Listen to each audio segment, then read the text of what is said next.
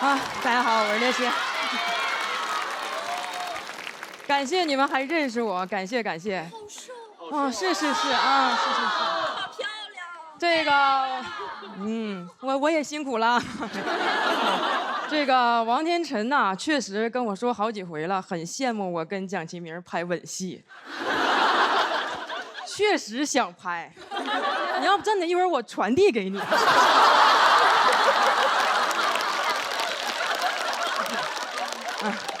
好久不见了啊！这几年呢，我跟脱口秀都成长了，脱口秀从一个节目长成了2个节目，我也成为了2期艺人，那边录一期，这边还得录一期。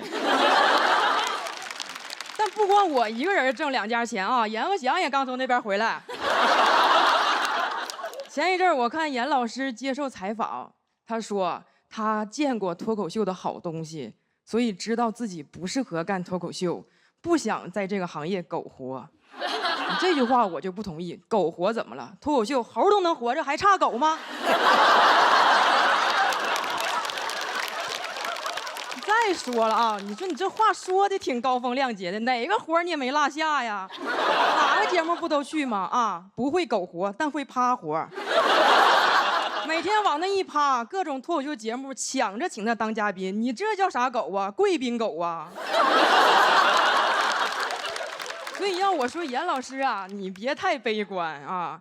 人离开自己的搭档，还是能活得很好的。你看军哥离开了静姐，那静姐不也活得很好吗？当年呢，军哥跟静姐一起做超级访问，后来这节目做不下去了。静姐就自己做了非常近距离，跟戴军保持非常远距离。军哥，你有没有问过自己，超级访问为啥不行了？到底是谁不行？算了，你也别问了，你也不会访问。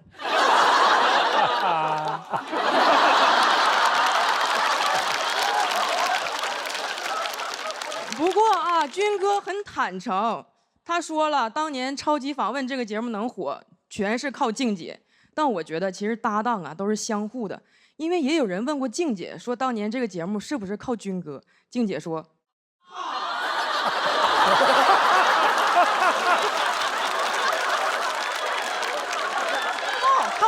靠。但这2年呢，人军哥醒悟了啊，不能老靠静姐了，因为静姐也不红了，他就跑去问 Papi， 说 Papi， 我能靠你吗 ？Papi 说。军哥啊，靠 Papi 翻红了之后，好多人说军哥这辈子事业发展全都是靠女人。其实啊，军哥还是有很多代表作的啊，分别是阿莲、DJ 版阿莲、Disco 版阿莲和综艺合唱版阿莲，而阿莲也是一个女人。就这首阿莲呢，军哥唱30年了，联谊今年也快60了吧。军哥还在那唱呢，怎么说呢？你这个人啊，你真挺要脸呐。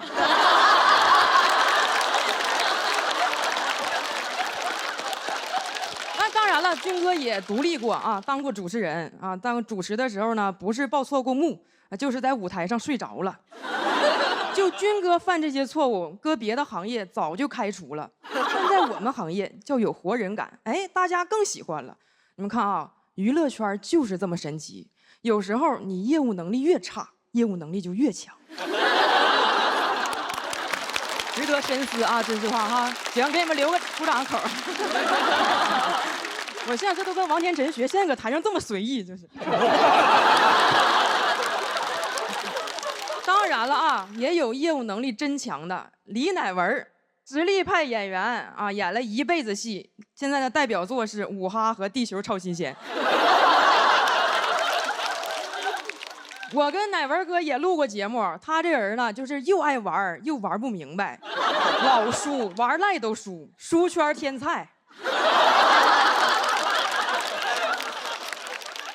跟人家白宇一块直播，人弹幕说：“白宇，你比个小树杈。”乃文哥挺热心，帮着念：“白宇，你比个小裤衩。”要不说人乃文哥有天赋呢，字儿还没认全呢，已经学会擦边了。当时时呢，场面也是一度十分尴尬，大家就纷纷救场，呼吁网友点赞、点关注。乃文哥说：“那我也点点啥吧，给自己点一根。”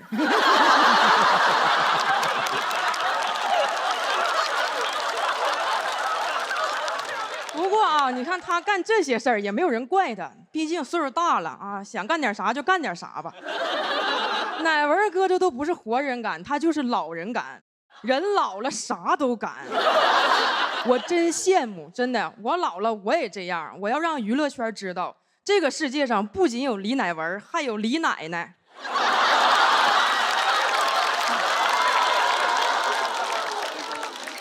但是可惜了啊，我现在岁数还没到，要不然我现在就让王天辰给你们比个小裤衩。这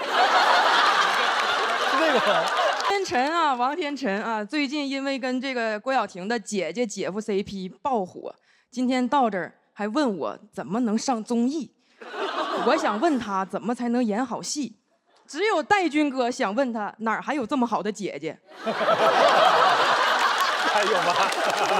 很多。王天辰这个戏呢叫《纯真年代的爱情》，这种年代剧讲的就是咱们父母那代的爱情故事。想把父母这种角色演好，那就很有挑战了啊。首先你得知道孩子需要什么，陪伴和守护，你明白我意思了吧？哎，对，就是飞鹤顶配荠脆的守护。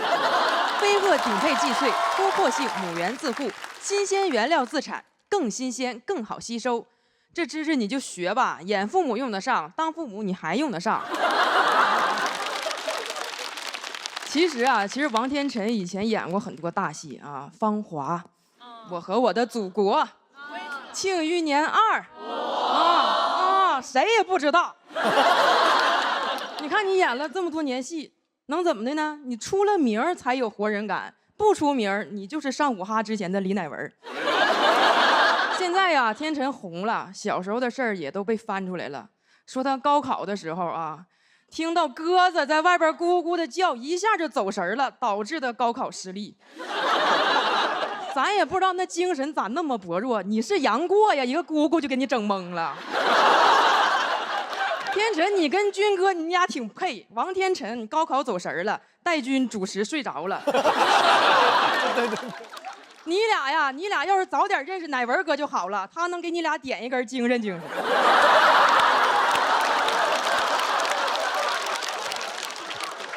其实这2年内娱确实很推崇这种活人感，越活越值钱。内娱现在真成卖鱼的了啊，观众就搁那挑，这条不冒泡翻白了，这条能蹦的翻红了。不过呢，其实活人感也挺难的，我有时候就想活人感一把，第2天一看评论，恨不得死了。其实我们每个人能展示的真实都是有限的，大家在这个世界上都是有限活人，尤其是我们脱口秀这个行业，你又得敢说，又得能播。毕竟要是太活人了，那肯定就是没有活了。谢谢大家，我是叶琴。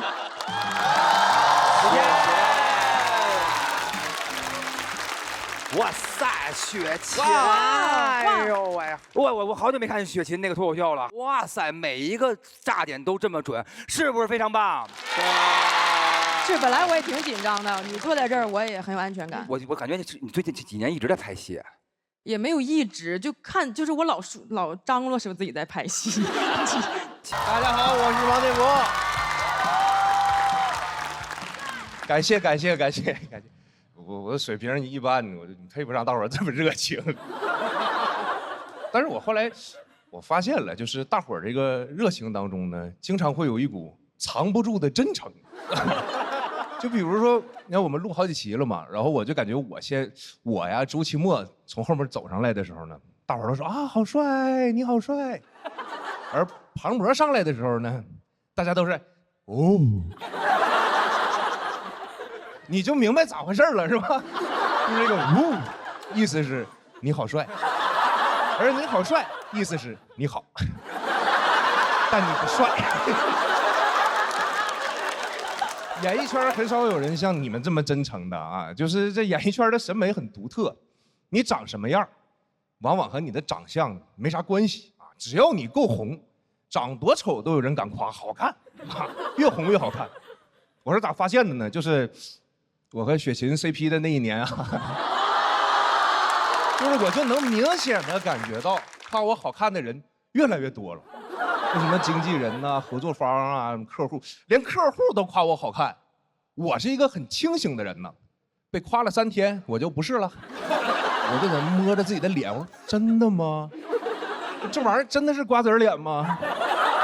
皮肤有那么光滑吗？我说不行，我要迷失了啊！我得赶紧找个明白人问问，是吧？我到底长啥样啊？一出门碰着庞博了，哎呀，我心想，我说太巧了，这还找啥人呢？这不正好有面镜子吗？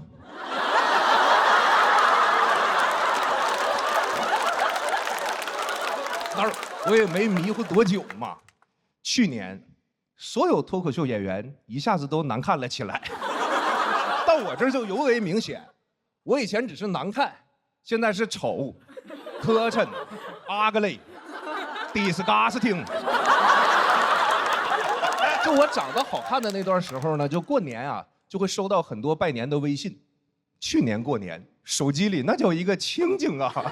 感情事业这个玩意儿呢，就跟网线一样，一旦断了，连个微信都收不着。都说什么演艺圈的人啊，说话就很官方，不真实啊，说内娱没活人。我看我手机里头怎么一个比一个真实呢？啊！我拿手机我想，你说那我算啥呀？啊，那啥人能一个信息都收不着啊？应该不是活人。你说我奶奶都走8年了，我今年想的我还给她发俩呢。而且我一直特别不喜欢这个内娱没活人这句话，因为感觉就是指着我说的。哎，你看这傻子，一活都没有，嘿，内娱没活人。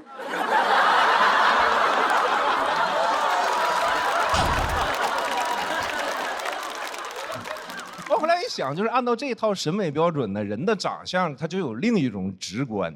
你比如天真姐，好看啊；振宇老师，好看；康永哥，前些年好看。你今年好不好看，还得再看看。但是大林老师的情况就非常复杂了，他是这些年呀，靠着自己的努力，越长越好看。但他如果靠着自己的不努力，他可以直接长到最好看。有人说，那你说演艺圈真的像你说的那么疯吗？说就一点人情味都没有吗？有的，有真朋友的。你看我今年陆续就接到了一些活儿。好多都是我那老朋友硬带我去的，那真是硬带呀！人家为了推荐我，都绞尽脑汁啊，到处打电话，啊，你就用用我们建国吧。这他不是对，是不咋红了，也不好看，也不好笑了哈。但她是个好女孩啊。啥？浪姐必须是真姐姐，那我们性格好行吗？性格好啊，不爱吵架，从来不吵架更不行啊，更不行啊。开玩笑的，开玩笑的。其实我去浪姐不是那个，其实人家不吵架，人不吵架啊。然后我就发现呢，很多真的朋友他是不会势利眼的，甚至有的都是反着来的，真反着来。你就比如说我高中的那些同学，我混得越好，他们说话就越损。你看以前我们打游戏的时候，要是中途我有事了，突然下线。他们只会说我是赶着去投胎，当了艺人之后，他们说我赶着去投等胎，还问我说你就投个胎，你为什么要赶着去呢？你急啥呀？你们艺人投胎没有专用通道吗？特别烦人，就一起吃饭是吧？聚餐有时候合影嘛，合影每次合影都一定要把我硬拉到中间，站在那喊我，来老肥来，老肥你来，你就站这儿。哎呀，这就对了嘛！我们老肥厉害呀，在外头辛苦工作了小半辈子，从来没站中间照过相啊。今儿回家了，体验一把。我就说，我说你们有完没完呐？他们说，哎呀，老肥不爱听了，老肥不耐烦了，老肥心里不得劲儿了，老肥受伤了。哎，老肥，你说你受的那个伤是不是应该叫中间伤？特别烦，就天天在这膈应我。但是就是这些哥们儿呢，有事儿也是真上，有事儿也是真上。我去年我回家的时候呢，这些人都抢着请我吃饭，抢着带我出去玩，就用各种方式哄我，各司其职，就有的帮忙开车，有的帮我开车门，有的帮我打雨伞，说是让我重温一下当艺人的感觉，说是怕以后啊再也没机会体验了，是吧？差不多讲完了，说这些。一个是给选手们热场，再有一个我就觉得今年也不一定过年时候咋回事呢，所以正好这不站在舞台上嘛，我就给大家拜个早年吧。谢谢大家，大家过年好。大家好，我是王建国。咋样啊？都挺好的吗？挺好就行，挺好就行。希望我也能挺好啊，因为这是我在本季最后一场单口表演了。我对这场演出重视到什么程度，朋友们？我都没有下载《黑神话：悟空》。哎，就这个游戏也让我明白了什么叫信息茧房。就我以为这事儿这不天下皆知吗？但是有那不打游戏的人，那朋友真没听说过。我就没有玩嘛，我昨天就特别难受，我就在那哭喊，我说：“哎呀，我好想打黑悟空啊！”小鹿听完都急了，说：“王建国，虽然你是总编剧，可以不能这么对待付航吧？”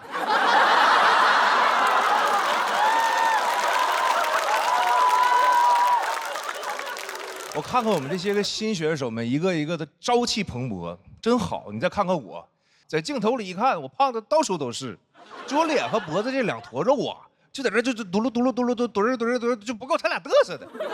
谁能想到这么点地方能长出这么多东西来？而且观众看完也奇怪啊，观众会觉得你这不就是一坨肉吗？你们所有的加在一起也没几斤几两啊。当然我就是在说肉啊，我并没有在说哪两个脱口秀节目啊。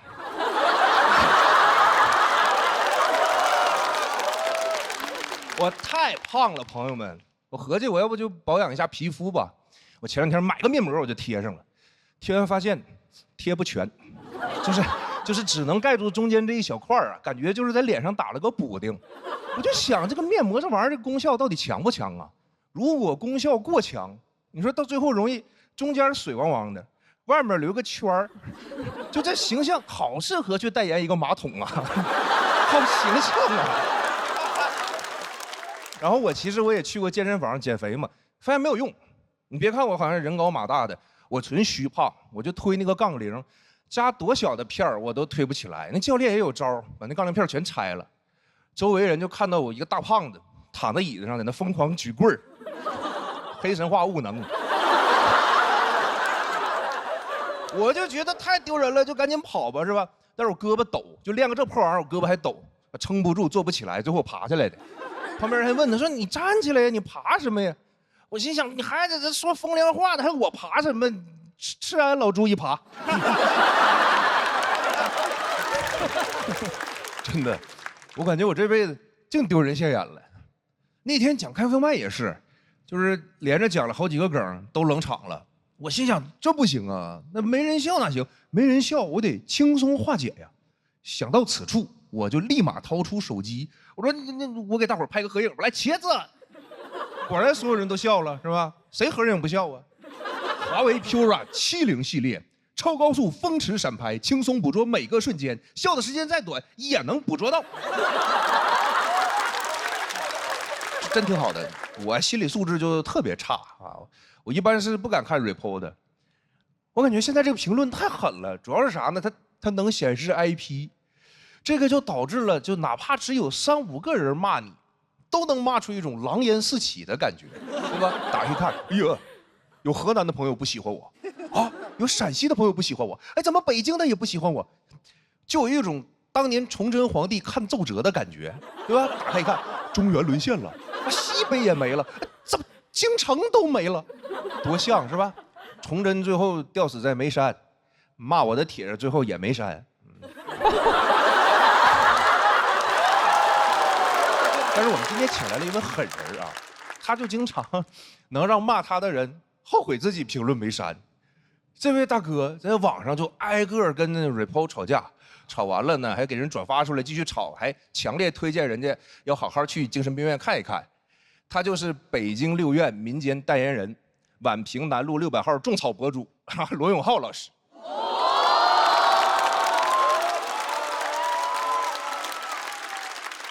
据调查显示，在网上吵架吵得最凶的有2种号，一种是小号，另一种是罗永浩。罗老师当年欠了6、7个亿呀，本来可以倒闭，结果他真的还钱啊，上演了这个著名的《甄嬛传》，还了好几个亿，但是最近好像又新欠了6个亿。你说他都这样了，还能乐乐呵呵的？哎，这可能这真就是就艺多不压身吧。3年欠6个亿。朋友们算了一下啊，平均每分钟将近能欠大概是400块钱。这就导致了罗永浩现在跟比尔盖茨的那个故事是一样的啊。说罗永浩有一天在路上走着走着，哎，忽然看到路对面有100块钱，他都懒得去捡，因为这一来一回的捡这100的功夫又倒欠300。不过呢，我觉得罗老师身上这一点还是很值得学习的。当然不是学习欠钱这一点啊，是学习他的内心足够强悍啊，遇到啥事儿呢都能挺过去。但如果你做不到，最后真的精神崩溃了，他也可以帮忙推荐一家优秀的精神病院。那么接下来呢，就让我们掌声有请脱口秀钮祜禄罗永浩。好久不见了，朋友们，你们好吗？好啊，好就行，因为不好我也没有什么办法。我的处境有点危险呐。你们是没看着上面那集，你们不知道挑战魔王的选手有多么凶狠。上一场的魔王也很丢人呐，庞博、周奇墨，让人新选手打得稀碎呀，碎的都拼不上啊。现在轮到我了，大家祝我岁岁平安吧。太崩溃了，录这节目太累了，但是也有好事发生啊。就是前几天我们4个魔王一起飞了一趟香港，见到了周星驰先生，是吧？多开心的事儿，聊得也很开心啊。星爷呢，甚至非常谦虚，他甚至还询问我们说：“哎，就这个脱口秀这种创作，哎，你们平时是怎么写的？”我心里想，我们平时是拿这个电脑写的啊，你香港没有电脑吗？但是人家周奇墨就能讲出东西来。周奇墨就说：“哦，这个脱口秀啊，就是先找到一种这个负面情绪啊，然后再用段子去化解，具体是这样的，就巴拉巴拉讲了一整套。然后其他人听了就频频点头啊，只有我眉头紧锁。我心想，就他讲的那些玩意儿，我怎么全都不知道啊？我怎么回事啊？”我虽然啥也不知道，但我也很想表现一下，我觉得我也很幽默的呀。于是我就等周奇墨全讲完，我就扭头盯着星爷，我说：“你学会了吗？”完了之后，我说完就看着这个被我营造出的这个气场啊，我就看看星爷，我又看看周奇墨，我说他好像找到负面情绪了，你倒是用段子化解呀。没办法，我就这性格，就我特别喜欢当跳梁小丑。这个世界太严肃了，一严肃我就紧张，一紧张我就特别想跳梁。我经常被自己说出的话吓出一身半的冷汗。没错，朋友们，我已经是个中年人了，身体非常虚，什么事儿都做不好，但唯独特别擅长出汗。一身半那是起步价，随随便便就出2身汗。单身汉的日子一去不复返了。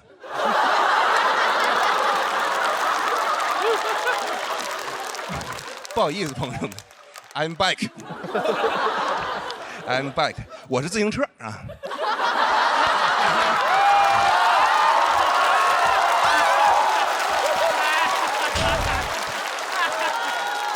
别人到了中年就是油腻，就完事了。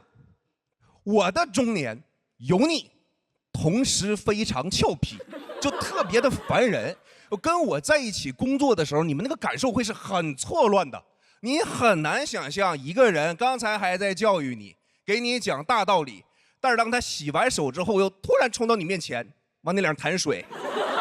人家都夸我说王建国做事那真是泾渭分明，人家这个职场霸凌，职场是职场，霸凌是霸凌，毫无关联。就被我弹完的人摸着这一脸的水，哎，都不知道说啥。他说：“你这也不是 PUA 呀，你这是破哇啪呀。”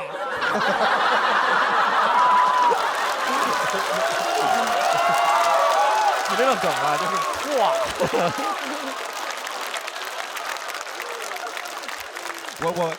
我当不好一个中年人，于是我就会对自己有方方面面各种各样的担忧。我就想，我说将来我要是有了孩子会是怎么样啊？我要是把我的孩子教育成了我这样的人，那可咋整？我都能想象是吧？老师在台上上课说，已知这个三角形啊，顶角是32度，通过这些条件呀，怎么求出底边的边长？我的孩子就在台底下念念叨叨是吧？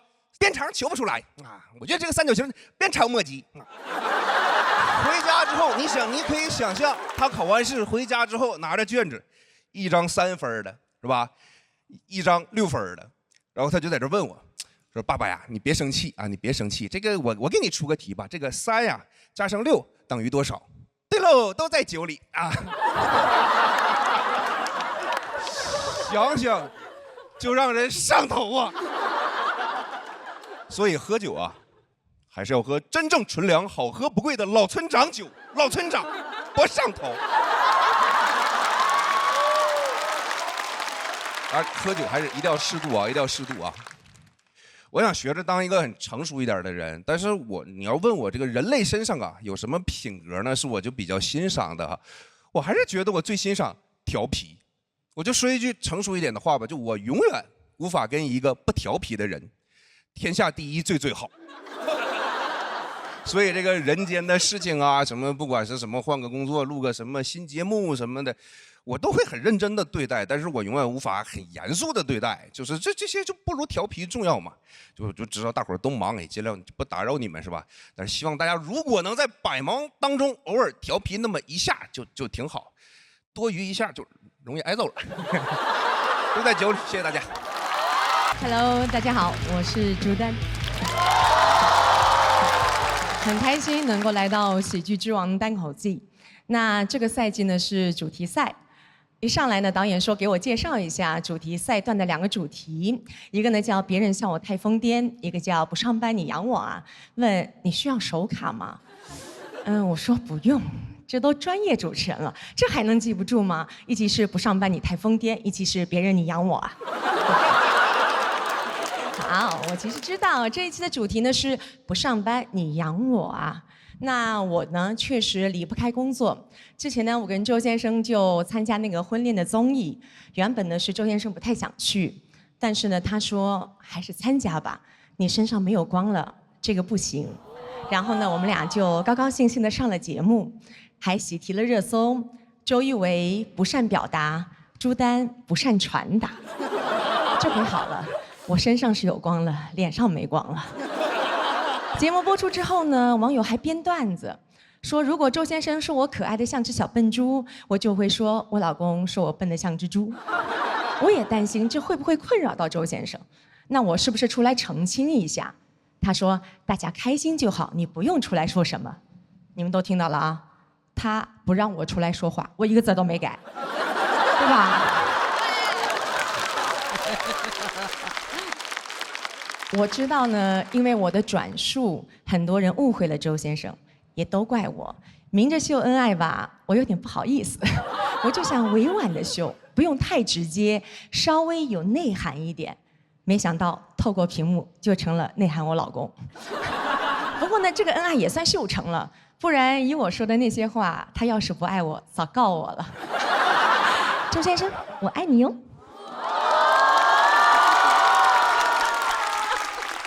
真的很感谢周先生，因为演员是不愿意过多在镜头前暴露自己的，但是呢，他为了我却愿意上这个类型的真人秀。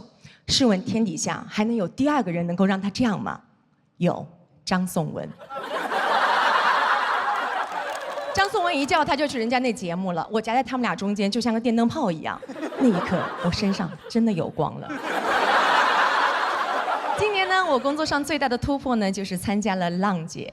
因为呢，在节目当中有一些环节做了串场的工作，那很多人呢就夸我主持能力强。这话是不是有点奇怪？我参加了一个唱跳节目，然后呢，居然被人夸是个优秀的主持人，这倒是给了我一个新的思路。只要我不以主持人的身份出现，我就是一个优秀的主持人。所以今天呢，当我得知我是来当嘉宾的，我就知道今天我能够好好的主持一下了。其实呢，去浪姐挑战挺大的，毕竟呢我是零基础，我不会唱跳，我只会记歌词。不过呢，我也没那么高的预期，就是想说突破一下。那在那里呢，姐姐们还经常鼓励我说，我有希望能够成为唱跳大神。回家之后呢，我就跟我老公说，他们说我跳大神。周先生说了，哎呀，你我是了解的，你应该是转述有问题。然后呢，我回去之后就跟姐姐们说，我老公说你们有问题。虽然很难啊，但是我真的还是坚持了下来。身为女性，虽然做妻子、做妈妈也让我感到很幸福，但我还是很热爱我的工作。因为工作的时候，我才是作为朱丹被大家看到。因为之前叫错了名字，有很长的一段时间，我不敢出来工作，我不敢主持。但是今天我来到了现场，我觉得我之前有点多虑了。主持人的工作，哪怕主持人不敢，也有的是人敢。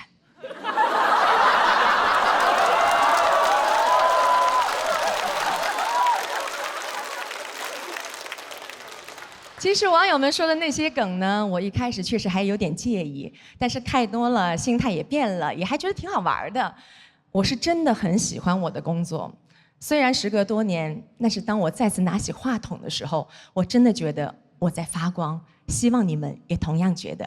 谢谢大家，我是朱丹。Hello， 大家好，我是万妮塔。很开心今天来到这里。听说今年有一个很猛的新人叫嘻哈，说今年嘻哈很厉害，我还想客套一下，我说，也就那样吧，就还行。啊，实在不好意思，嘻哈老师，我希望你可以得到一个很好的成绩，我绝对会帮你向外面说，今年所有的脱口秀演员都干不过嘻哈。话说大家有看隔壁的节目吗？对，新说唱2025，我当上导师了。但其实我第一次做导师席是大概5年前，新说唱彩排的时候，我偷偷坐过亮颖姐的椅子。我告诉我自己，有一天我一定要做到这个位置。如果做不到，我不会跟任何人说。还好成了导师，家里人也非常的高兴。今年母亲节，我给我妈妈买了一个水晶的吊坠，本来想买项链的，但作为导师，不能因为我们2个很熟就把项链给她。现在大家都叫我说唱武则天。其实是我之前为了押韵写的一个歌词 ，My flow 游离在你骨骼间，我是中文说唱武则天。没想到说话这么灵，还好当时没有乱押韵，随便押韵会产生 problem。但凡我写成说学逗唱赛于谦，今天现场咱辈分就乱了。见到岳云鹏老师，我说来了哥，他说是的，大爷。冒犯了岳老师？没有没有。毕竟咱们今天的主题，这场的主题是说出来又如何？其实我只是在台上比较有攻击性，我台下呢为人和善，很讲礼貌，老娘素质超高。我不是那种会当面呛人的 rapper， 我嘴比较笨，别人如果惹我的话，我一般当下都不反驳，然后回去写一篇小作文。我做人就是这个样子，能动手绝对不会动口，因为不写出来的话我会憋死。我可以跟这个人有过节，但我不可以乳腺结节。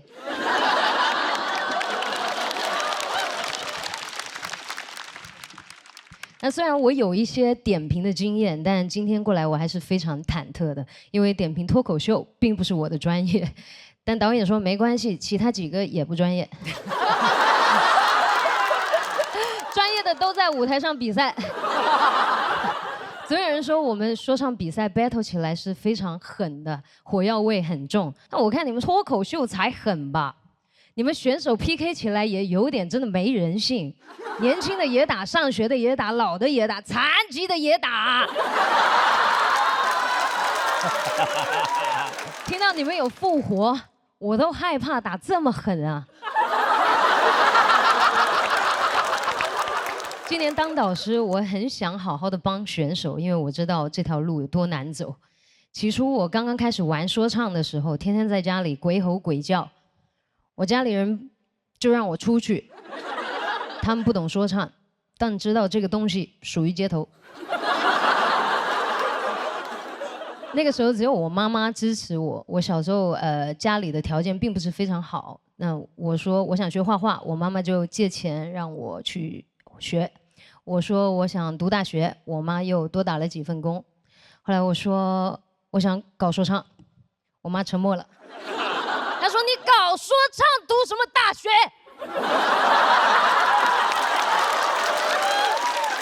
开玩笑啊，一句玩笑话。其实现在的 rapper 学历都挺高的，但我妈妈当时不理解，她说还能再供我2年。就是那一年，我写出了《这是一个有着香气的晚上》。对，就是这首歌。火了之后，我看我妈天天在家里唱这首歌，我非常开心，因为那些年全靠我妈妈的托举，我才能一步一步的走到今天。我愿意给她所有，除了项链。但我觉得无论是说唱还是脱口秀，最重要的是还是自我的表达，表达出你想说的话，说出来。如果像我这种不是很会说的，那就说唱出来。那么这里希望大家能向上，绝不向下，能做大就想个办法。With my squad， 长城称霸就是叫你怕炮狂烂炸 ，Yeah baby！ 谢谢大家，我是万妮达。我叫岳云鹏，谢谢。哎呀，说脱口秀，这是我做梦都没有想到的事情。涉足这个脱口秀，其实第一次讲脱口秀，心里很抗拒，很害怕，就怕讲不好，大家不笑怎么办？万一大林回去跟他爸说一声，后果不堪设想。各位，后来我一想，还好，大林跟他爸走动的少。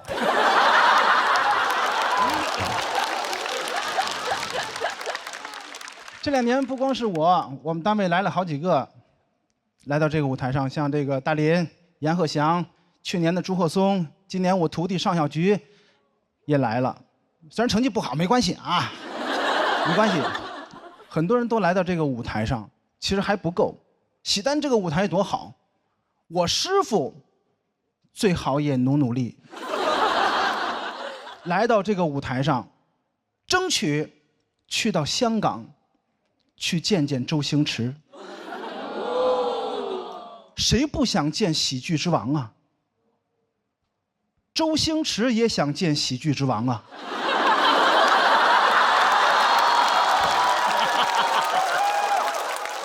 能让我来这儿啊，特别好，我很高兴。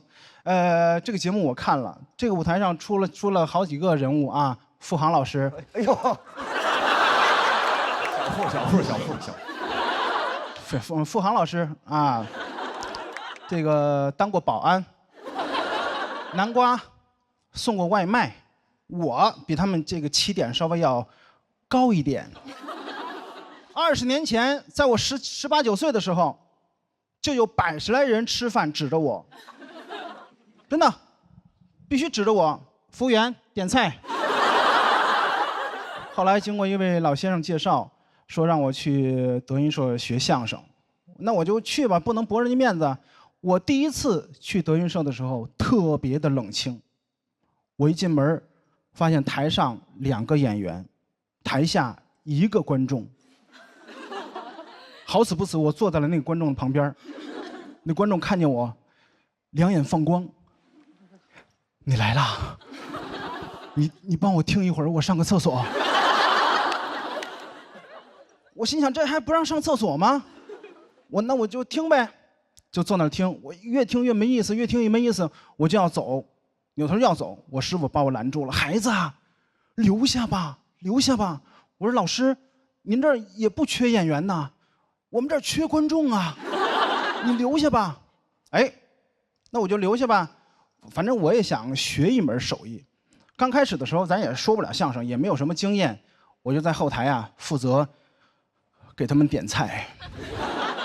回到了我老本行，老本行，我白天呢给他们端茶倒水，晚上伺候大林，这就是我的工作。那会儿他们都不喊我岳哥，喊我岳嫂。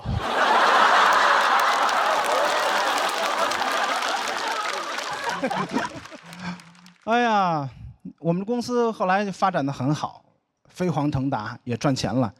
很多老员工呢都有这个股份，我就找我师傅去了。我说师傅，你看人家都有股份，我当月嫂也好几年了，对吧？上台也好几年了，我我师傅语重心长地跟我说：“孩子，我能亏待你吗？我待你就像我亲儿子一样。我明白了，没有，是不是没有？有，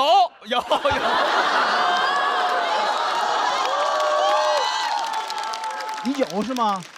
因为我是真亲儿子呀。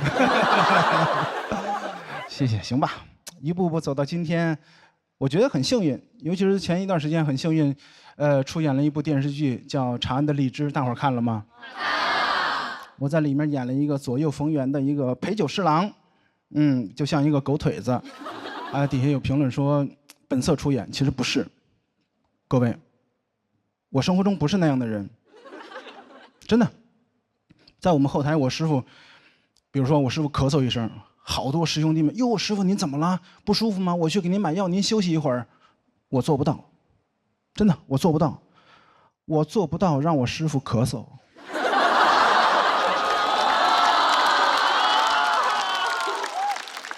但是这个角色呢，也有符合我本色的这个部分。角色刚开始呢，设定的是一个大帅哥。真的，我开始也很担心，我说导演，这个大帅哥我能演吗？我行吗？导演说实不相瞒，岳岳，这个角色是按照易烊千玺来设定的，但是你别忘了，这个故事背景在唐朝，各位，唐朝以胖为美，在唐朝我就是千玺。最近呢，又有一个新计划，可能很多朋友都知道了，我要开演唱会了。消息一公布呢，网上骂声一片，骂得非常难听，难听到比我那次上春晚还难听。有的朋友说，岳云鹏有歌吗？五环之歌唱一宿吗？特别是这个票价一公布，很多人坐不住了。我说相声最高票价是1600，演唱会最高票价1500，票价一公布，孙越第一个给我发的信息，写的是岳云鹏，我就值100吗？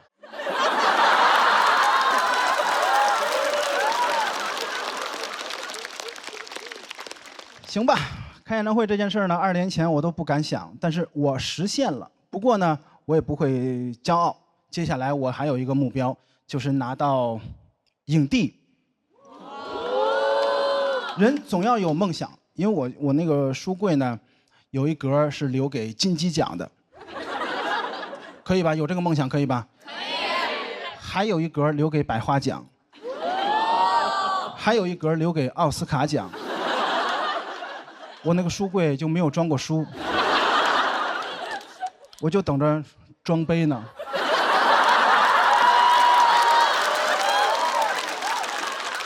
这期的主题呢是这个世界谁懂？没人懂，没人知道未来会发生什么。所以各位选手要充满信心。当你们觉得没有信心的时候，要告诉自己，岳云鹏都能开演唱会了，我拿个冠军算什么？谢谢大家，我是岳云鹏，谢谢。我是侯佩岑。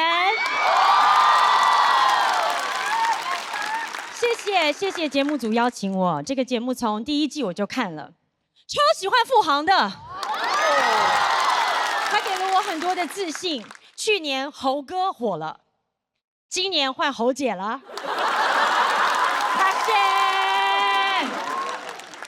今年呢，我参加了《乘风破浪的姐姐》，大家都说我情商高，爱客套。可是我真的没有。我今天来到这里是非常非常真诚。因为我很喜欢这个节目，很喜欢这些选手，也非常喜欢周星驰先生。以上3句有2句是客套的，你们猜是哪2句？今年在《乘风破浪的姐姐》，我们在户外录制嘛，所以我们都会到，比如说各个地方海滩啊、高山啊。我曾经在昆仑山上唱歌，海拔好高哦，高到比我的情商都高。然后我跟这个罗雨彤姐姐还有一个舞台，我们就在昆仑山的山顶上开车，很潇洒，对不对？大家还管我叫昆仑山车神。但是为了画面好看，让我要保持匀速20迈。20迈哎，那个陡坡溜车都不止20迈。但导演跟我讲，他想要拍出一种末路狂花的感觉。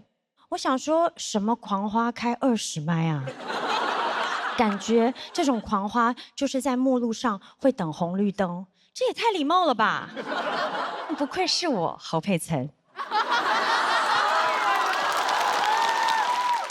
参加这些节目真的给我收获很多，尤其是姐姐们给了我很多的温暖，我们互相托举，也有很多的力量。像我的好姐妹管乐，她不仅托举了我，她也在拉票的环节把我抡了起来。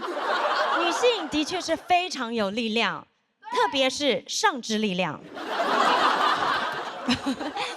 像我长这么大，我也是第一次在宿舍里面过集体的生活。那宿舍的生活非常开心，跟姐妹们一聊就会聊到很晚。为了不耽误第2天的这个排练，我们都有给自己约法3章：1、12点以后不要聊天；2、1点之后不要聊天；3、3点了最多聊到4点。你看吧，中年人真的较少。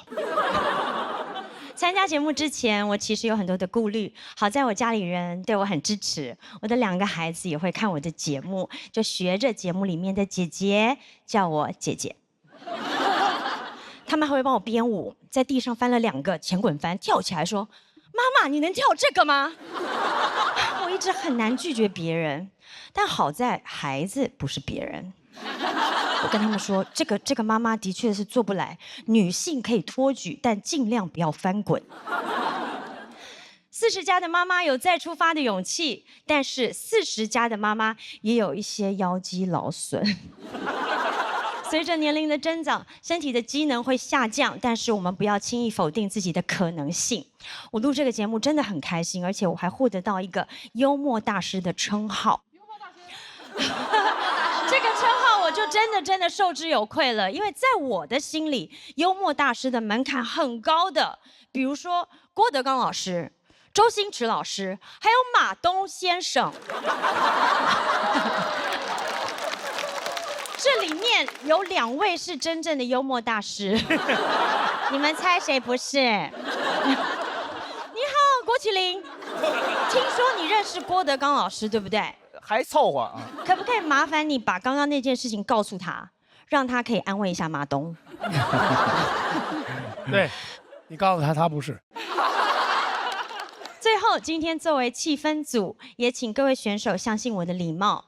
我不仅可以没苦硬吃，我也可以没梗硬笑。我都47岁了，还可以乘风破浪，大家也别怂。希望今天大家都可以有很好的发挥，突破自己。发挥的不好也没有关系，因为我们一定要坚持下去，相信自己，你们一定都可以活到47岁的。加油！感谢大家，我是祝福大家长命百岁的侯姐侯佩岑。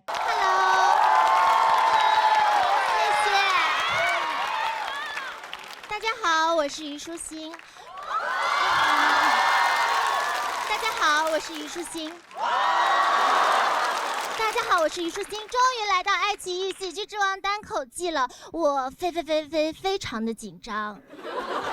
刚才演员们的舞蹈我看了，很幽默，但是呢，都把我跳内疚了。4年了，也没有一些新的音乐代表作给他们表演，是我太不努力了。话都说到这份上了，大家以后可不可以别再对着我哇哦和 yes OK 了？哎呀，早就听说脱口秀爱冒犯人儿，果然我今天一到后台就被冒犯到了。刚刚那个发型师一直在找发夹，不停地问我夹子呢，夹子呢，我什么意思呀？这个人也太唐突了吧！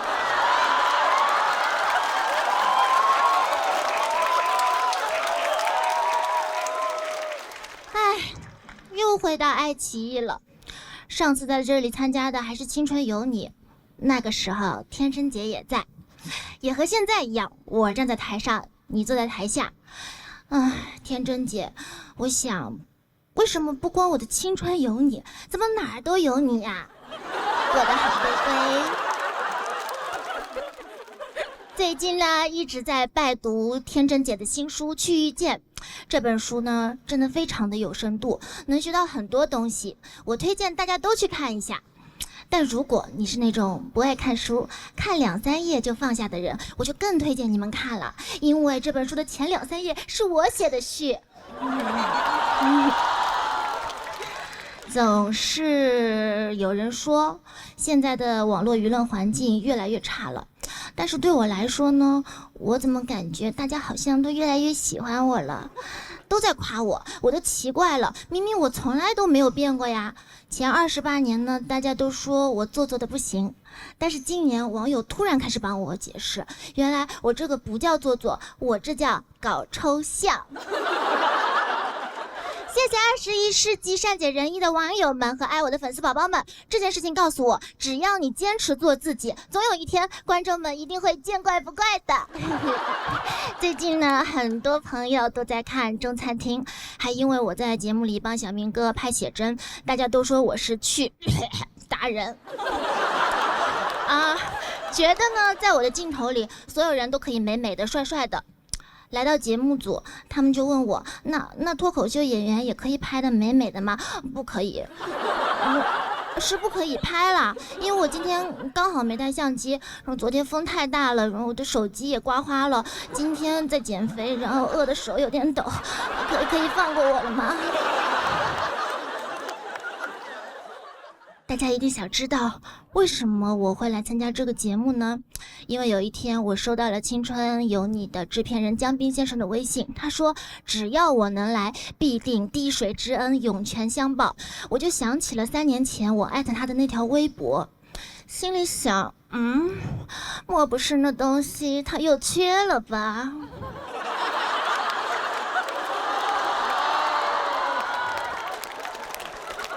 好吧，那我就姑且再信你一次吧。谁让我是人美心善的西西子呢？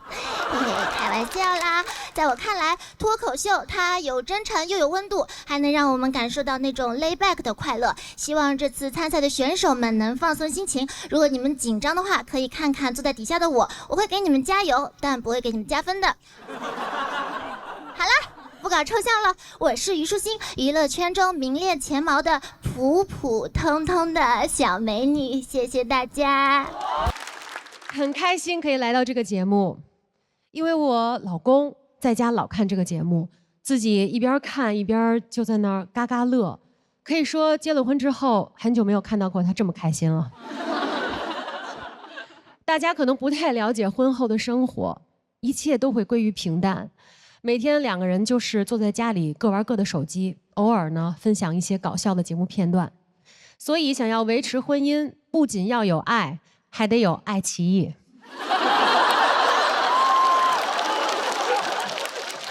我和郭麒麟合作过一部戏，叫《平凡之路》，我演了他的师傅，不是演于谦啊。我虽然不是女1号，但是我非常喜欢那个角色，那部戏。其实演员能碰到好的角色、好的剧本是很难的。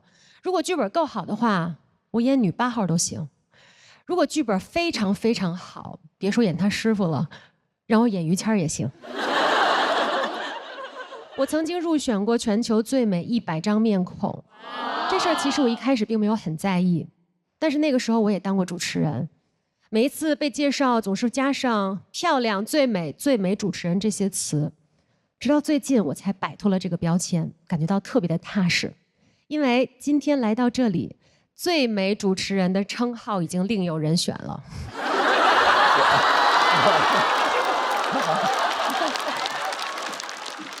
前几天我刚刚过完生日，很多人问我，作为一个40+的女演员，会不会有角色受限的困扰？其实我感觉还好，因为我既可以当姐姐，又可以当老婆、妈咪、小姨，甚至在网上我还当上了老公。我知道中年女性有无限可能，但是真的没有想到还有当上中年男性的可能。其实遇到中年危机并不可怕，有段时间我也感觉人生好像似乎卡住了。我想到了一个很好的办法，就是去学点东西。所以去年我就去上了学。有一次我的孩子因为开学一直哭，我就劝他，我说上学是多好的一件事儿啊！你看妈妈都40岁了还上学呢。孩子哭得更厉害了，这学要上到40岁啊！我听说杨蒙恩也要去留学了，学的还是导演对吧？节目组说你一开始想考纽约大学，但是后来呢，考了个纽约的大学。你不要灰心啊，我们不会用学校的名气来衡量你的才华。我很期待你学成归来，我们有机会合作。当演员就是这样的，机会再小也要争取。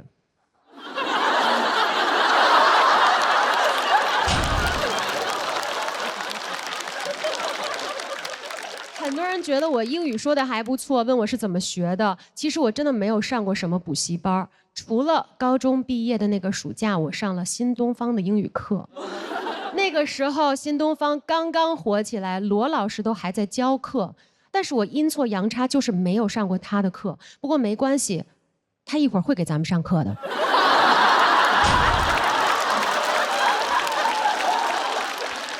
最后我想要和选手们说的是，我知道比赛大家压力都非常的大，但是从人生的维度上来看，这不过只是一场比赛而已，放平心态可能会有更好的结果。这就是我一个今天完全不用比赛的人给大家的建议。谢谢大家，我是猪猪。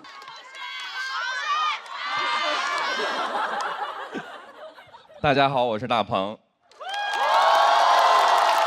把你们刚才那形容词儿再说一遍。上哪儿找的观众？我知道你们都在想，大鹏来能干什么？一个导演，我们不想看他宣传新电影，我们想看的是付航，是刘洋、刘仁成。巧了，我的新电影《长安的荔枝》，他们都在。我这么说啊，也没有利用他们要宣传的意思。想要宣传，我找刘德华、杨幂多好。巧了，他们也在。还有周星驰，他的喜剧精神与我们同在。我很崇拜星爷。10年前我第一次拍电影的时候，我就想邀请他客串。我带着《煎饼侠》的剧本去到了香港，我跟星爷说，能不能参与我的电影？星爷说，戴鹏，等一下，我这边也有一个剧本，叫《美人鱼》。他问我有什么想法，我一想这是要我演呢。我陪着星爷聊到了第6天，星爷说，戴鹏，你必须要走了。我说咋了，星爷？是哪儿不满意吗？星爷说，戴鹏，再不走，港澳通行证要过期了。我抓紧时间赶紧问吧。我说星爷，你到底想让我演哪个角色？美人还是鱼？星爷这一次没有叫我戴鹏，他陷入了沉默。我当时就明白了，星爷其实根本就没打算让我演，他想让我倒。最后他也没好意思说出口。煎饼侠也没来客串，但我始终记得我们俩要合作这个事儿，所以我一接到这个节目的邀请，我就来了。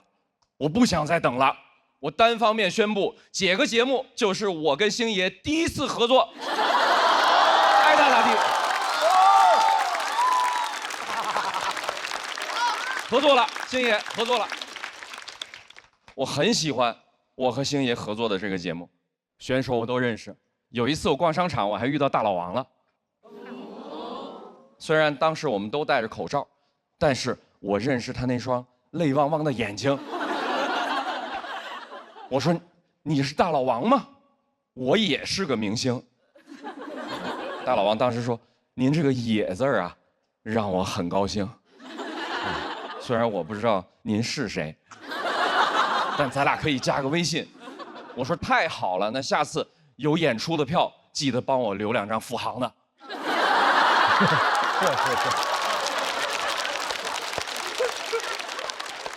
付航是真红啊！我这么说没有说大老王不红的意思啊，没有这个意思。后来通过大老王推的微信，付航、刘洋、刘仁成，这也都演上了我的新电影。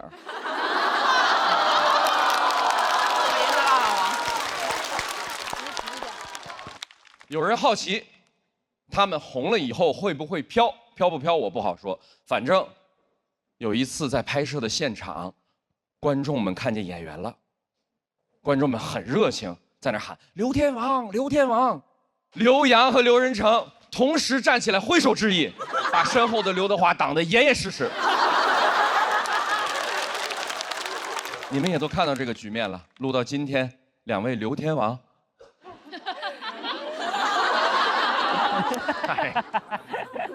留那头去了。在这里，电影要上映了，我也想跟3位参与了的老弟打个预防针。其实最后成片里啊，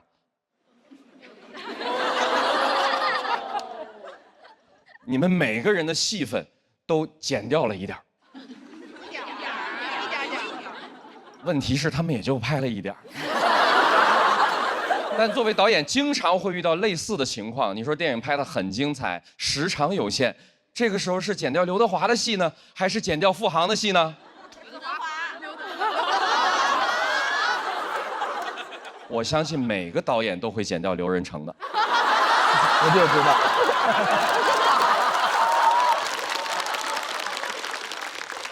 开个玩笑啊，大家最后还是在电影里能看到他们的。如果眼神足够好。拍的时候也非常投入。付航在电影里演一个岭南荔枝园的保安，有官兵要来砍伐这片荔枝林，付航不干了，说要誓死保卫，说跟树有很深厚的情感。后来还主动要求加一场打戏，啊，说要不然人物不完整。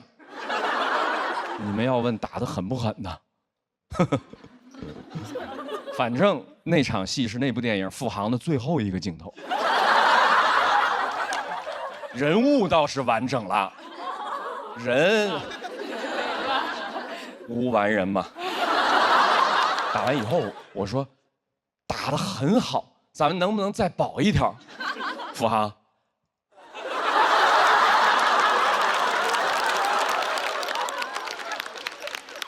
差不多得了。大碗凉面啊！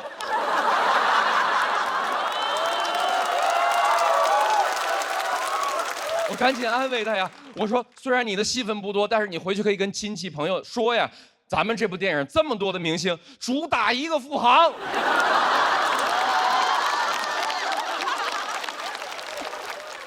我可以证明啊，演技非常扛打，真不是来宣传咱们电影的。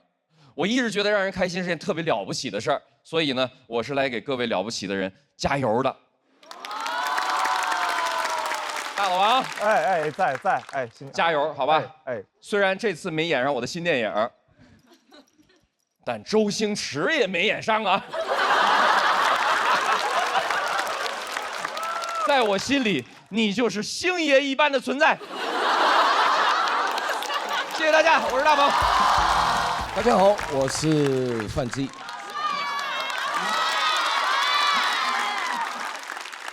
这真的啊，我真是搞不懂，这个为什么又让我来讲脱口秀？这14亿人里面就凑不出一个能会说脱口秀的嘉宾了吗？怎么又把我找回来了？不是来过了吗？他们说不是那个节目了，什么不是？王建国、杨笠都在。哦，转会了。啊，原来的荣誉都拿到了，该拿的都拿了，跑爱奇艺来捞钱了。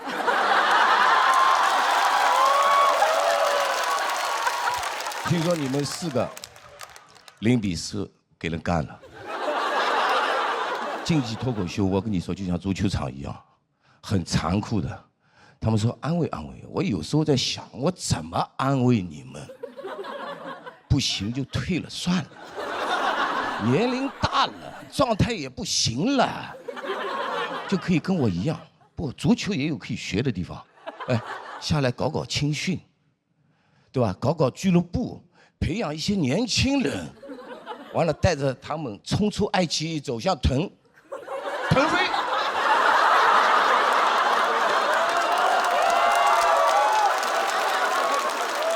真的，我看你们比赛搞得蛮好的嘛，还从相声那儿找了几个外援，我认识，从德甲来的德云社甲级联赛嘛，德甲那是相声的打法，讲究团队配合。阎鹤祥在那边就没人跟你配合吗？哦，你搭档坐上面了，当裁判了。哎，你们一定要注意啊，阎鹤祥，他跟裁判可不一般，裁判说啥他都捧啊，捧惯了。他原来啊挣钱还分给裁判呢，是吧？这次新人还蛮强的，也正常，就是每个行业里面都有一些顶尖的啊。大家知道吧？去年有个电视剧叫什么来着？哎呦，你可以的，《繁花》里面有个新人很厉害的，谁？哎呦，不，我真的我蛮欣赏他的。这第一部戏就拿奖，年度跨界奖，这不是吹的吧？这年度跨界奖很难拿的。你告诉我，这胡歌、唐嫣能拿吗？他没有这个资格。说白了，我这个剧本来不想接的，我又不是这个行当的，到时候给人家添乱，我都不知道怎么弄法了。所以繁花剧组找到我，我就拒绝了。我说我不会演戏的。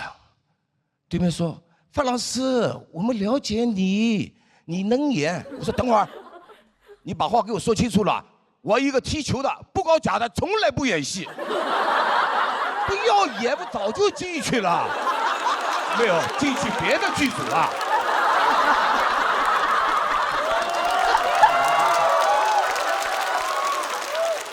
但人家很有诚意啊，人家一直邀请我。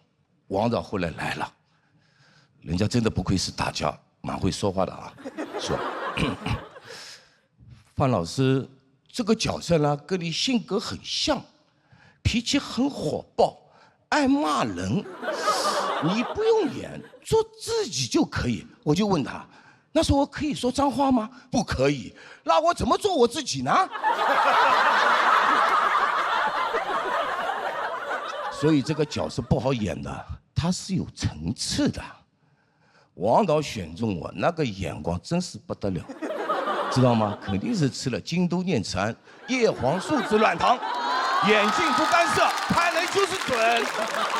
大家都知道王导要求很高的，一个镜头来来回回不拍个几十遍。大哥，你是知道的，王家卫导演。是。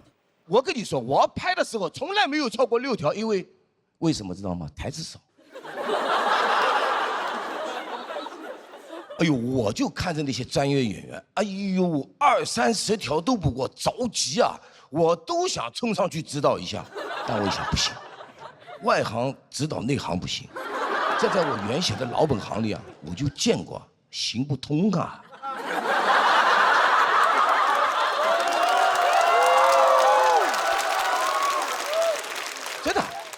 我后来在想，做什么总归要有什么样子，玩要有玩相，做要有做相。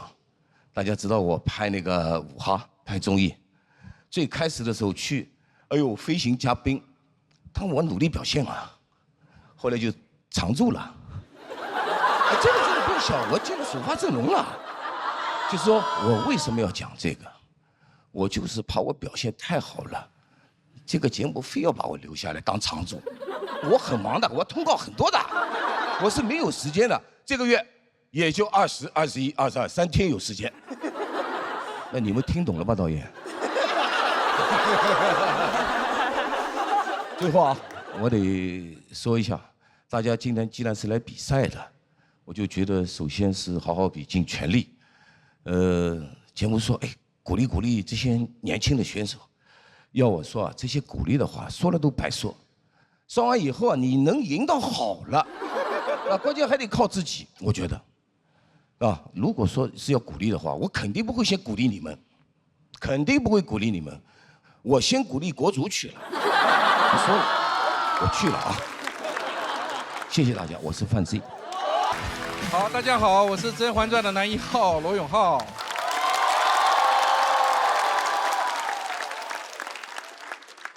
甄嬛传》启动3年，我们6、7个亿的债基本上全部还完了。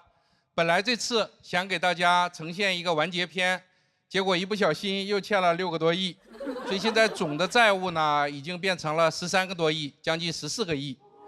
14个亿是什么概念呢？我们小时候都有一个很傻的想法，仰望星空，心想，如果14亿中国人，每个人给我1块钱，我的人生会发生什么样的变化？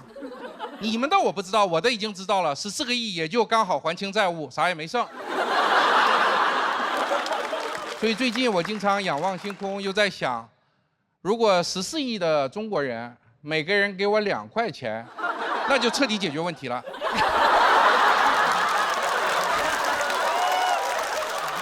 有人说你欠了那么多钱，睡得着吗？我经常也会失眠，但是我在床上睡不着的时候就数我的债务，1个亿、2个亿、3个亿，就睡着了，睡得特别香。早晨起来倍儿精神，伸个懒腰，推开窗户，哎呀，又是债务满满的一天。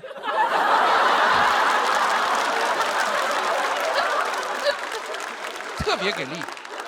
网上很多人恶心我说这胖子欠了满满1屁股债，他们关注的是恶心我和债，我关注的却是屁股的中文用法。比如说屁股可以是名词，也可以是量词。作为量词的屁股有一个神奇的特点，就是它不叠加。一个满满1屁股债的人，不管再欠多少钱，他还是1屁股债，不会变成2屁股债。也就是说，1屁股债加1屁股债还是1屁股债，这太神奇了。如果我欠的6、7个亿的债，再加6、7个亿的债，还是6、7个亿的债，那就帅了。我欠债以后呢，发现讨厌我的人特别开心。我一想，不行，我一定要出来高高兴兴讲脱口秀，让那些喜欢我的人也开心。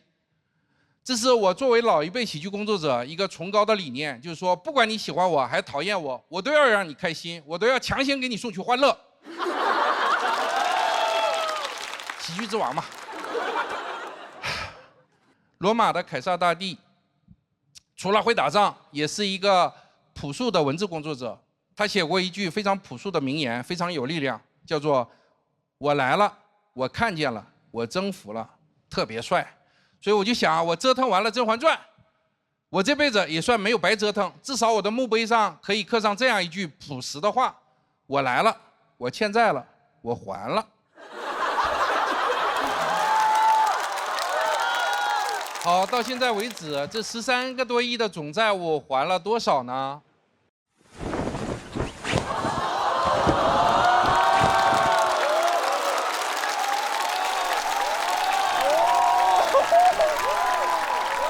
好，这13个亿的总债务，我们已经还了8.24亿。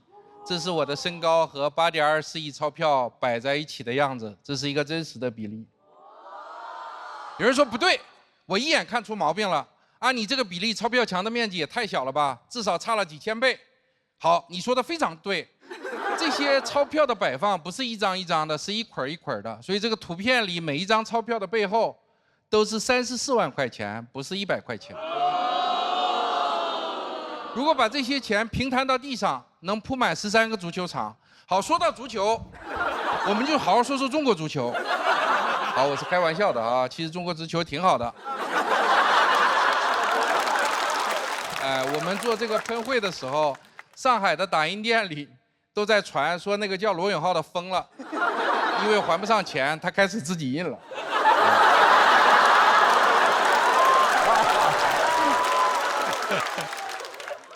好，接下来我们会继续努力还债，请关心我们的朋友放心。希望下一次来讲脱口秀的时候，给大家献上的是《甄嬛传》第2季的大结局完结篇，而不是《甄嬛传》第3季。但是，如果你们实在想看《甄嬛传》的第3季，也不是没有可能，因为我又创业做了一个新的公司，所以呢，完全有可能。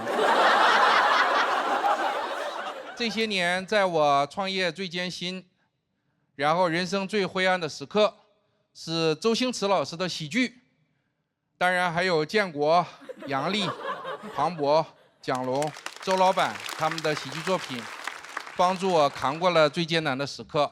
向这些了不起的喜剧人表示我的感谢。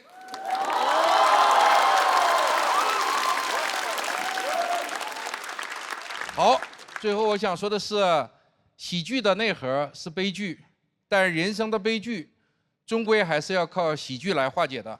好，谢谢大家。我是被误会成悲剧之王的喜剧演员罗永浩，谢谢大家。各位朋友，大家好，我是徐峥。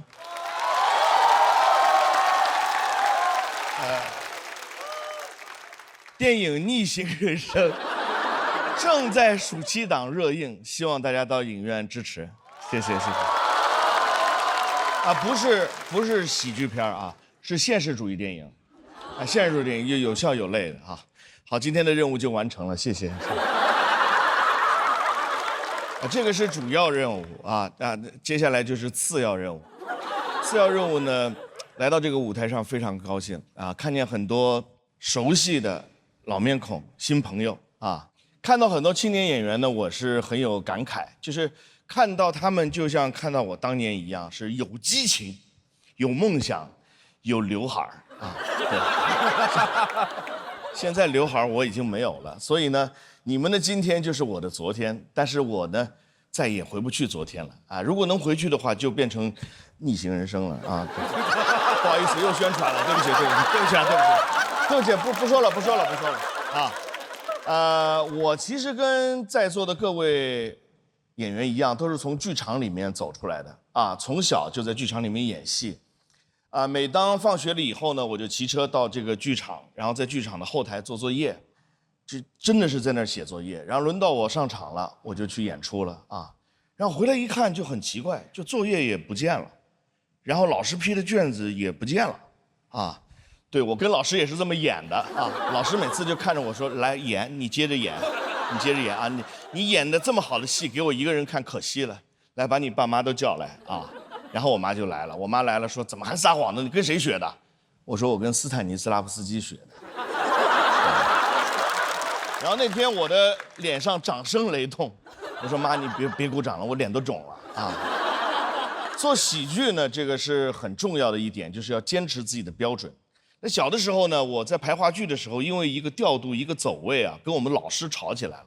他呢坚持让我那么走，而我觉得我应该是那么走啊。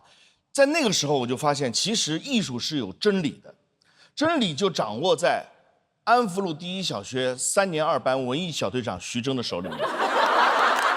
就是老师觉得我不讲道理，但是我觉得我得讲真理。我们两个吵得不可开交。那现在想一想，其实呢，1000个人心里有1000个哈姆雷特，这句话我牢牢地记住了，因为老师罚我抄300遍。今天看到很多新人挑战老演员，我确实很感慨，毕竟这些老演员我都很熟悉啊，像周奇墨啊、庞博啊、杨笠啊、王建国啊。这王建国，我每次在电视上、在电影上，我看到李雪琴，我都会想起王建国。这不知道王建国现在在干什么呀？他还好吗？啊，对对对，其其实做演员是很容易被新人打败的，因为观众永远需要看到新面孔，需要看到新鲜的血液。你看那个贾冰啊，他长得虽然比我老，但是大家还是觉得他新鲜，老新鲜了。来这个节目有一个很大的原因，就是因为喜剧之王这4个字。喜剧之王呢是我最喜欢的一部电影，周星驰拍的，大家都知道哈。你想想看，那个电影的结局，最后尹天仇他没有拍成他的电影，没有当成电影的男主角，最后还是回到剧场里面了，去演雷雨去了。那个场景其实非常感动的啊。所以呢，有一天如果大家真的成为了喜剧之王，希望各位不要忘记回到剧场。当然，没有成为喜剧之王也不要伤心，因为你们会更快的回到剧场。咱们剧场见。谢谢大家，我是徐峥。大家好，我是蔡康永。本期的主题叫做"别人笑我太疯癫"，可是依据我看呢，我们这个节目组就挺疯癫的。他们呢找我这个主持人来当组长，然后呢让一个喜剧演员当主持人，然后呢让一个相声演员来点评脱口秀，让一个经纪人跑来当艺人。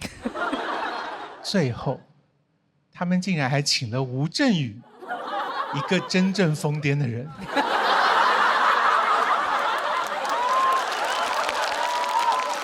等一下，他们还让我坐在吴镇宇的旁边。我今天需要的不是说话之道，我需要的是求生之道。我以前主持过一个节目，叫做《康熙来了》。康跟熙呢，就是从我的名字跟我的搭档徐熙娣的名字各取了一个字，拼起来就变成了康熙。康熙来了做了12年之后呢，我们把它给停掉了。当时很多人就哀嚎说：“哎呀，康熙是我们下饭的节目啊，你们把康熙停掉了，我们以后拿什么下饭呢？拿什么下饭？拿榨菜。”其实当然我理解，疯癫其实就是压力太大。崩溃了，像我的搭档小 S， 他有一大家子的人，所以他值得崩溃的点就很多，所以他就把酒当成了好朋友。我一直在想，如果当初陪他一起主持《康熙来了》，不是我，而是一瓶酒，他一定会更开心。有的时候半夜小 S 稍微喝多了一点，他就会给我发很长的语音。最高纪录一个晚上发了连续50多条长语音，而我作为他的好朋友，我当然是一条都不听。我很高兴他有了情绪能够宣泄，这是一件好事情。我虽然自己不听，可是我还是鼓励他要多发给别人听。他就跟我说，他说：“哎，我都发了呀，可是别人听了以后，第2天他们都笑我。康永哥，只有你最好了，你都不会笑我，你守口如瓶，你装得好像你一条都没有听过的样子。”所以呢，我就在想说，这几年啊，我们大家精神状态其实都不是很稳定。前一段时间呢，出现了一本畅销书，书名叫做《老公你怎么还不去死》。这书名当然是很惊悚啊。可是内容无非就只是一些太太在吐槽他们老公讨厌的行为而已。